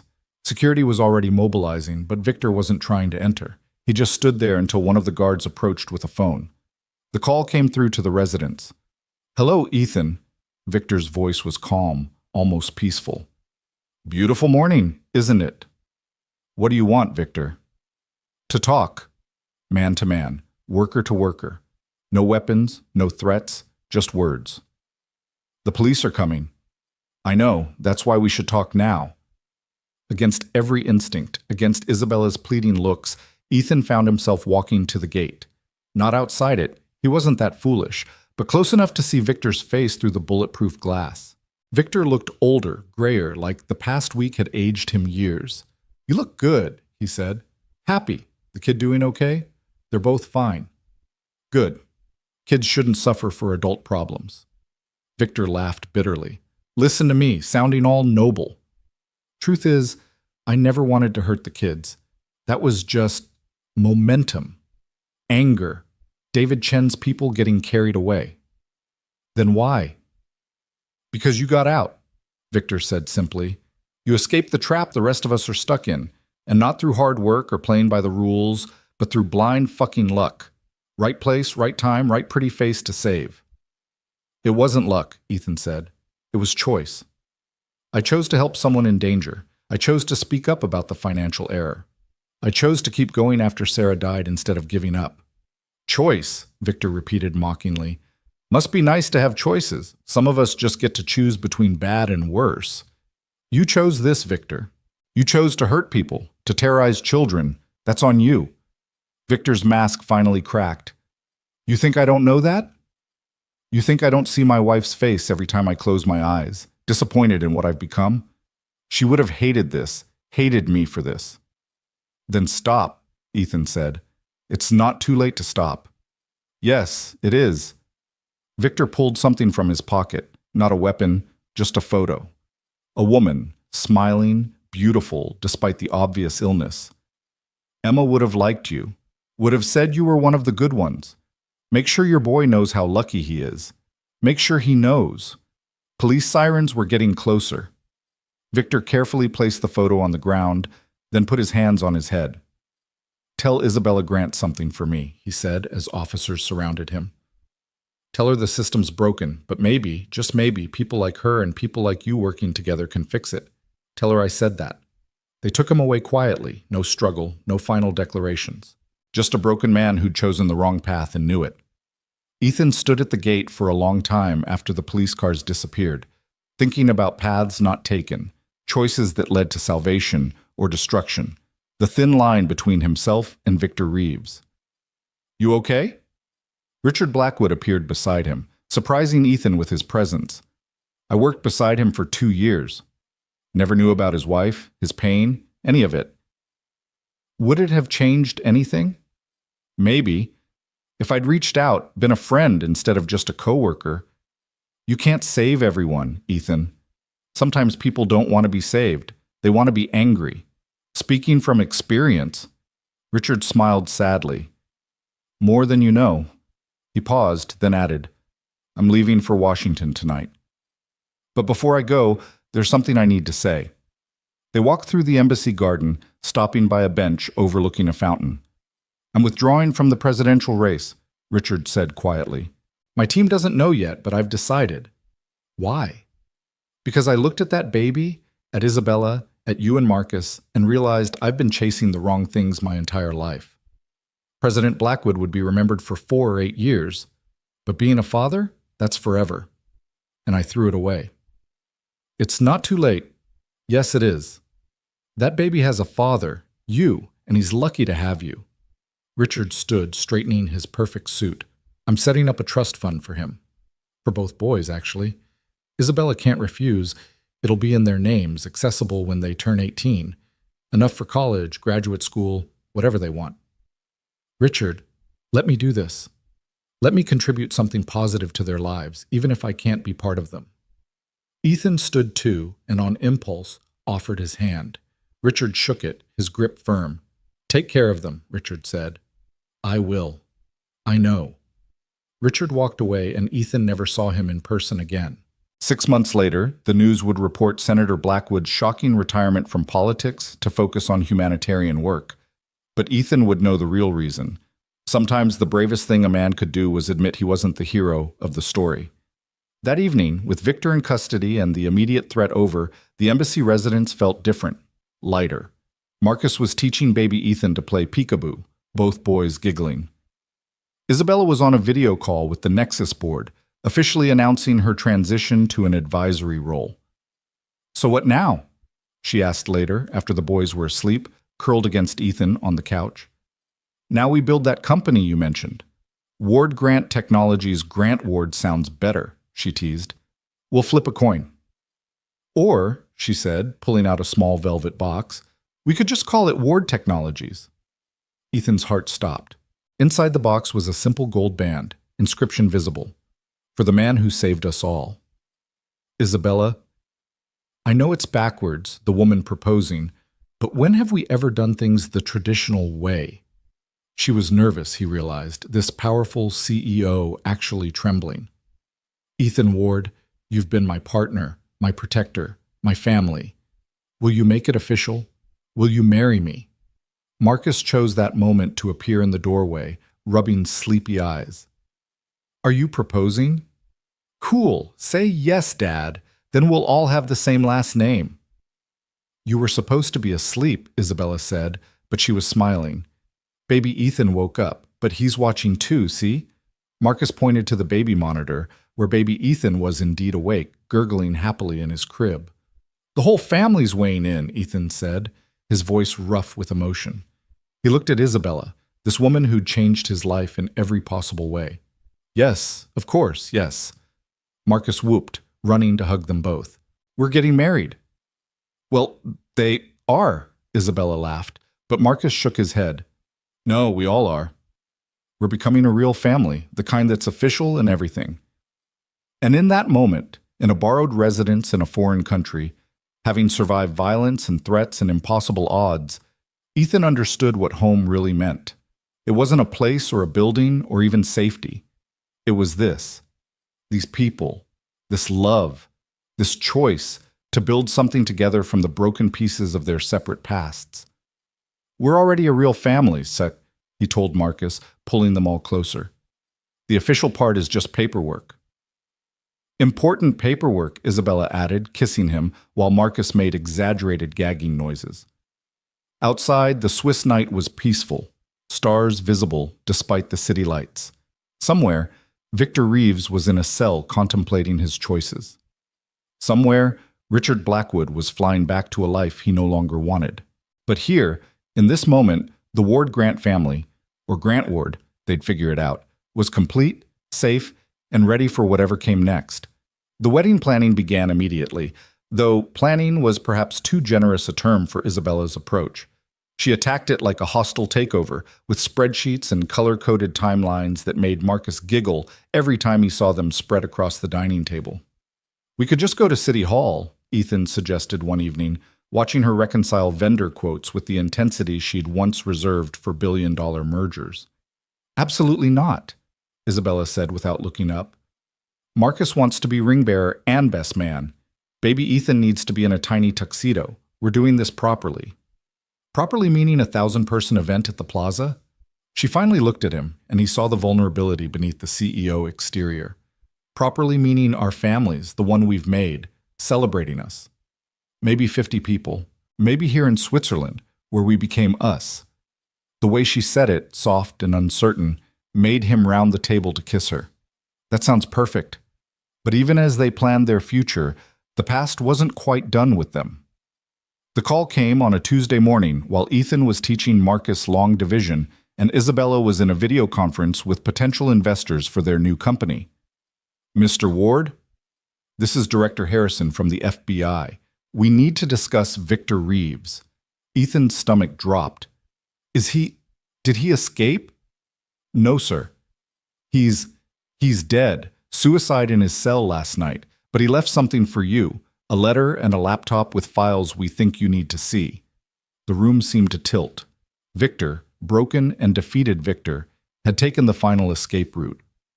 Despite everything, Ethan felt a wave of complicated grief. There, but for the grace of God and different choices went he. What kind of files? Evidence, Mr. Ward. Victor was many things, but he was also meticulous. He documented everything, every member of the displaced, their plans, their contacts. But more importantly, he had files on Nexus, on several tech companies, actually. Illegal surveillance, insider trading, things that go way beyond his group's activities. Isabella had finished her call and moved closer, concern etched on her face. Ethan put the phone on speaker. He was trying to expose corporate corruption. In his twisted way, yes. He wrote that if he couldn't tear down the system from outside, maybe the truth could destroy it from within. Mr. Ward, Ms. Grant, some of these files implicate board members at Nexus, people you know. Isabella went pale. Who? I can't discuss details over the phone. But we need you back in New York, both of you. You're not suspects, but we need your help understanding these documents. After the call, they sat in stunned silence while Marcus, sensing the mood, quietly took baby Ethan to the playroom. He documented everything, Isabella said finally. If there's really corruption in my company, my father's company, we'll handle it, Ethan said firmly. Together. This could destroy Nexus. Everything my father built, everything I've worked for. Or it could save it, cut out the cancer before it spreads further. She looked at him with those green eyes that had first captured him in a conference room that felt like a lifetime ago. When did you become the optimist in this relationship? When you showed me I had something worth being optimistic about. The flight back to New York felt like traveling backward through time. Marcus pressed against the window, pointing out landmarks he remembered, while baby Ethan slept peacefully in Isabella's arms. But Ethan could see the tension in her shoulders, the way she kept checking her phone for updates from the board. They were met at JFK by a full FBI escort, which thrilled Marcus and terrified Ethan in equal measure. The safe house they were taken to was nothing like the Swiss embassy, just a nondescript apartment in Queens that could have belonged to anyone. The files are extensive, Director Harrison explained, spreading documents across a conference table they'd set up in the living room. Victor had access to executive communications going back years. He installed keystroke loggers, hidden cameras, even tapped into private phone lines. That's illegal, Isabella said. Highly. But so is what he uncovered. Harrison pulled out a specific folder. 3 members of your board have been selling insider information to competitors. Your CFO has been siphoning funds through shell companies. And your head of security, the one you trusted with your family's safety, has been taking bribes to look the other way on industrial espionage. Isabella sank into a chair like her strings had been cut. David Pearson? He's been with the company for 15 years. He was at my father's funeral. Sometimes the longest relationships hide the deepest betrayals, Harrison said gently. The question now is what you want to do about it. What are our options? We build a case, arrest them all simultaneously. The press will have a field day, stock prices will tank, but Nexus survives. Cleaner, maybe smaller, but honest. Or, Ethan asked, knowing there was always another option. Or Ms. Grant works with us to gather additional evidence. Wears a wire, gets confessions, helps us understand the full scope of the corruption. Absolutely not, Ethan said immediately. She's been through enough danger. I'll do it, Isabella said quietly. Isabella, my father built Nexus to change the world, to make technology that helps people. These people perverted that vision for profit. I'll do whatever it takes to clean house. Marcus wandered in then, baby Ethan in his arms, with surprising competence for a 7-year-old. Why does everyone look sad? Did something bad happen? Just grown-up work stuff, buddy, Ethan said, but Marcus was already reading the room with the perception children developed when their worlds kept shifting. Someone was mean to Isabella's company. Something like that. Marcus considered this, then walked over to Isabella and carefully placed baby Ethan in her arms. When kids are mean at school, Ms. Peterson says we have to stand up to them, even if it's scary. Your teacher sounds smart, Isabella said, kissing the top of his head. She is. She also says bullies are usually just scared of something themselves. Marcus looked thoughtful. Maybe the mean people at your company are scared too. Out of the mouths of babes, Ethan thought for what felt like the 100th time since this all began. The operation took 3 weeks. 3 weeks of Isabella wearing wires to board meetings, of pretending everything was normal while gathering evidence of extraordinary betrayal. Ethan watched her come home each night, exhausted and heartsick, peeling off the recording equipment like it was burning her skin. David offered to increase security for the wedding today, she said one night, laughing bitterly. He actually looked me in the eye and promised to keep our family safe while knowing he'd been selling our secrets to competitors. It's almost over, Ethan promised, holding her while she cried angry tears into his shoulder. Is it? How do I ever trust anyone again after this? How do I know who's real and who's just waiting for their chance to profit off my trust? You trust us, Marcus said from the doorway, where he'd appeared like a little ghost. Me and Dad and baby Ethan, we're real. Isabella held out her arms, and Marcus ran into them. You're the realest things in my life, she agreed. The arrests happened on a Thursday. Synchronized raids at homes and offices, federal agents sweeping through Nexus like avenging angels. Ethan watched from their apartment as the news broke, Isabella's hand gripped tight in his. Corruption scandal. Rocks Nexus Technologies. CEO. Isabella Grant exposed own board's crimes. The billionaire who chose justice over profit. They're making me sound heroic, Isabella said flatly. I'm not heroic. I'm just angry. Anger channeled into justice is its own kind of heroism, Ethan pointed out. The phone rang constantly. Reporters, board members, investors, all wanting statements, reassurances, explanations. Isabella ignored them all until one call made her freeze. "It's James Liu," she said, staring at the screen. "He's technically acting CEO now." "Answer it," Ethan encouraged. "Isabella." James's voice was warm when she put him on speaker. "I wanted you to know the remaining board voted unanimously. We want you back. Not in a year, not after things calm down. Now. Nexus needs you.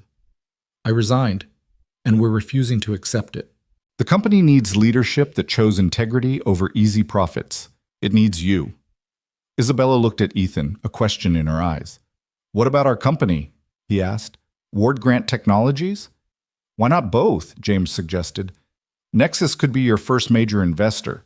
Partnership, not employment. You'd have a seat on the board, consulting role, but your focus would be on building something new. Best of both worlds." "I need to think about it," Isabella said. "Of course. But Isabella, your father would be proud. You saved his company's soul." After James hung up, they sat in the gathering darkness, baby Ethan babbling in his high chair while Marcus built elaborate block towers on the floor. "We could stay," Isabella said tentatively. "New York is home. The boys have roots here." "Or we could go back to Switzerland," Ethan countered. "Fresh start, clean slate." "Or," Marcus interrupted, not looking up from his blocks, "we could do both. Like that man said, best of both worlds." "What do you mean, buddy?" "Summer in Switzerland, school year in New York. Like Billy from my class, his parents are divorced, so he has 2 houses. Except ours would be because we want to, not because we have to." Isabella and Ethan exchanged amazed looks over his head. Sometimes the simplest solutions came from the smallest voices. "That's actually brilliant," Isabella said. "I know," Marcus said matter-of-factly. "I'm very smart. Dad says I get it from Mom. Both moms." The casual way he included Isabella in that statement made her eyes well up. She'd become Mom without ceremony or declaration, just through presence and persistence and love. The wedding happened 6 weeks later, on a perfect October day in Central Park.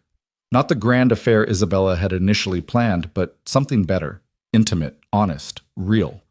Marcus stood as best man and ring bearer, taking his duties so seriously that he practiced his walk for hours. Baby Ethan, in his tiny tuxedo, was carried down the aisle by Mrs. Chen, their former neighbor, who'd become like a grandmother to both boys. "You sure about this?" Ethan asked Isabella as they prepared to walk out together, breaking tradition because nothing about their relationship had ever been traditional. "I've never been sure of anything in my life," she said, then laughed. "Except maybe that first job offer. I knew you were going to change everything the moment you corrected my financial projections." "You changed everything," he corrected. "I was just trying to keep up." The ceremony was simple, officiated by a judge who'd known Isabella's father. But it was Marcus who stole the show, insisting on making a speech he'd written himself. "When my first mom went to heaven, I thought we'd be sad forever," he read from his carefully printed notes. "But Dad said hearts are like houses. They can always build new rooms. Isabella and baby Ethan aren't replacing anyone. They're just new rooms in our heart house. And now we have so many rooms, we'll never run out of space for love." There wasn't a dry eye in the small gathering. Even Director Harrison, who'd come as a guest after everything they'd been through together, was discreetly wiping his cheeks. Richard Blackwood didn't attend, but he sent a gift, a photo album filled with pictures of Isabella's parents he'd somehow acquired, moments she'd never seen, her history returned to her. The note simply said, "For your children to know where they came from. All my best, R." As they exchanged rings, Ethan thought about the strange journey that had brought them here. A janitor and a billionaire, a widower and a single mother, 2 broken people who'd built something whole from the pieces. "You may kiss," the judge began, but Isabella was already pulling Ethan close, kissing him like they were alone in the world instead of surrounded by everyone they loved. "Gross!" Marcus shouted cheerfully, making everyone laugh. Later, at the small reception at Isabella's, penthouse, Ethan found a moment of quiet on the balcony. The city sprawled below, lights beginning to twinkle in the gathering dusk. He thought about Sarah, hoping she'd approve of this new life he'd built. Somehow, he thought she would. She'd always said he was stronger than he knew. "There you are," Isabella said, joining him, baby Ethan in her arms and Marcus trailing behind with cake on his face. "We were looking for you." "Just thinking." "About?" "About how sometimes the worst things that happen to us lead to the best things. If Sarah hadn't died, if I hadn't taken that janitor job, if there hadn't been a fire that night, we never would have found each other," Isabella finished. "It seems wrong to be grateful for tragedy."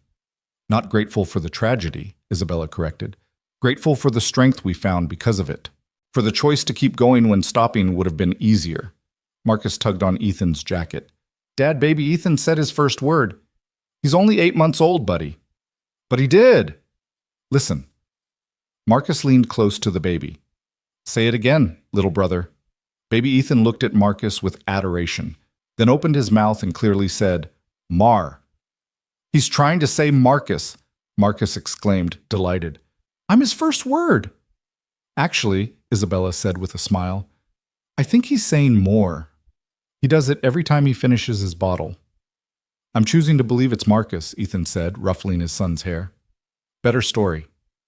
"The best stories are the ones we choose to believe," Isabella agreed, leaning into him as they watched the city lights come alive. 6 months later, Ward Grant Technologies, they'd literally flipped a coin, launched its first product, an AI system designed not to replace human workers, but to enhance their capabilities, making every employee as valuable as a CEO. The launch event was held in the same conference room where Ethan had first corrected Isabella's projections, now transformed into their company's headquarters.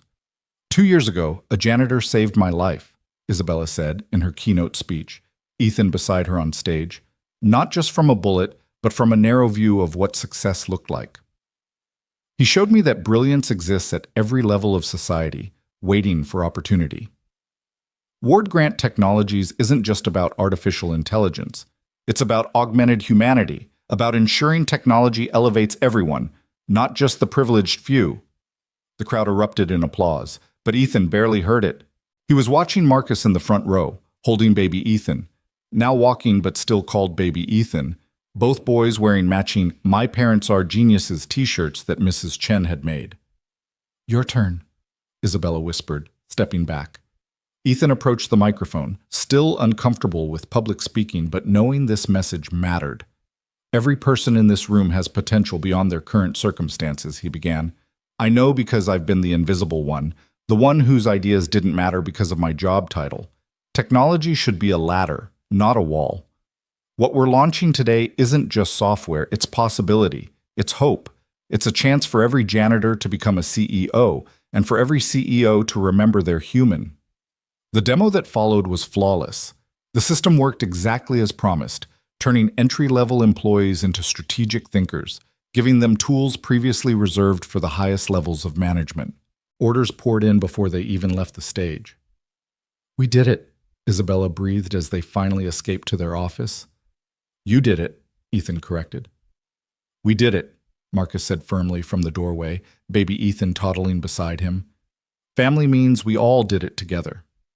And standing there, in the office that had once been cleaned by a grieving widower, now run by a family built from loss and love and choice, Ethan understood that Marcus was right.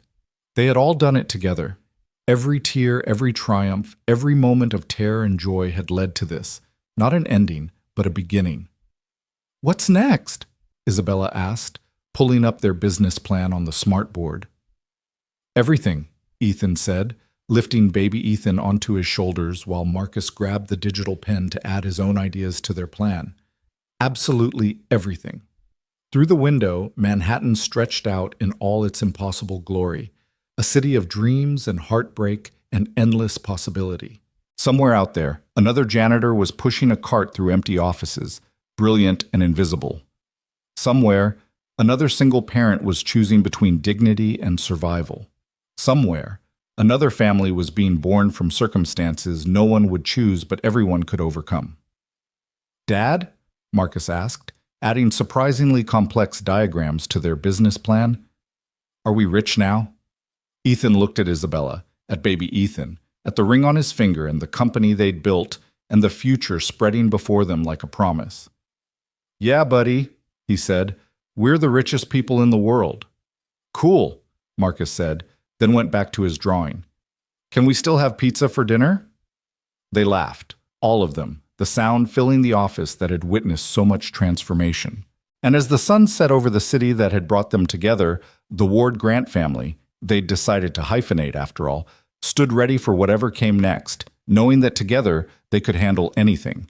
Even pizza negotiations with a 7-year-old genius. The future stretched before them, bright and uncertain and absolutely perfect in its imperfection. They'd found each other in the most unlikely way, built love from loss, created family from chance and choice and sheer determination. And this, Ethan thought, as Isabella kissed his cheek, and baby Ethan grabbed his nose and Marcus explained his revolutionary idea for pizza delivery drones, this was what happily ever after really looked like. Not perfect, not without challenges, but real and messy and wonderful in theirs. The janitor who'd become a CEO, the billionaire who'd learned to trust, the boy who'd gained a mother and brother, the baby who'd never know a world without all of them together. Their story had begun with a fire and a gunshot, with terror and courage and impossible choices. But it continued with this: ordinary moments made extraordinary by the simple fact that they were sharing them. And somewhere in the city below, Victor Reeves's laptop sat in an FBI evidence locker, its secrets exposed, its purpose served. He'd been wrong about many things, but he'd been right about one. Sometimes the system was broken. The difference was, people like Ethan and Isabella weren't trying to tear it down. They were building something better. One algorithm, one family, one choice at a time.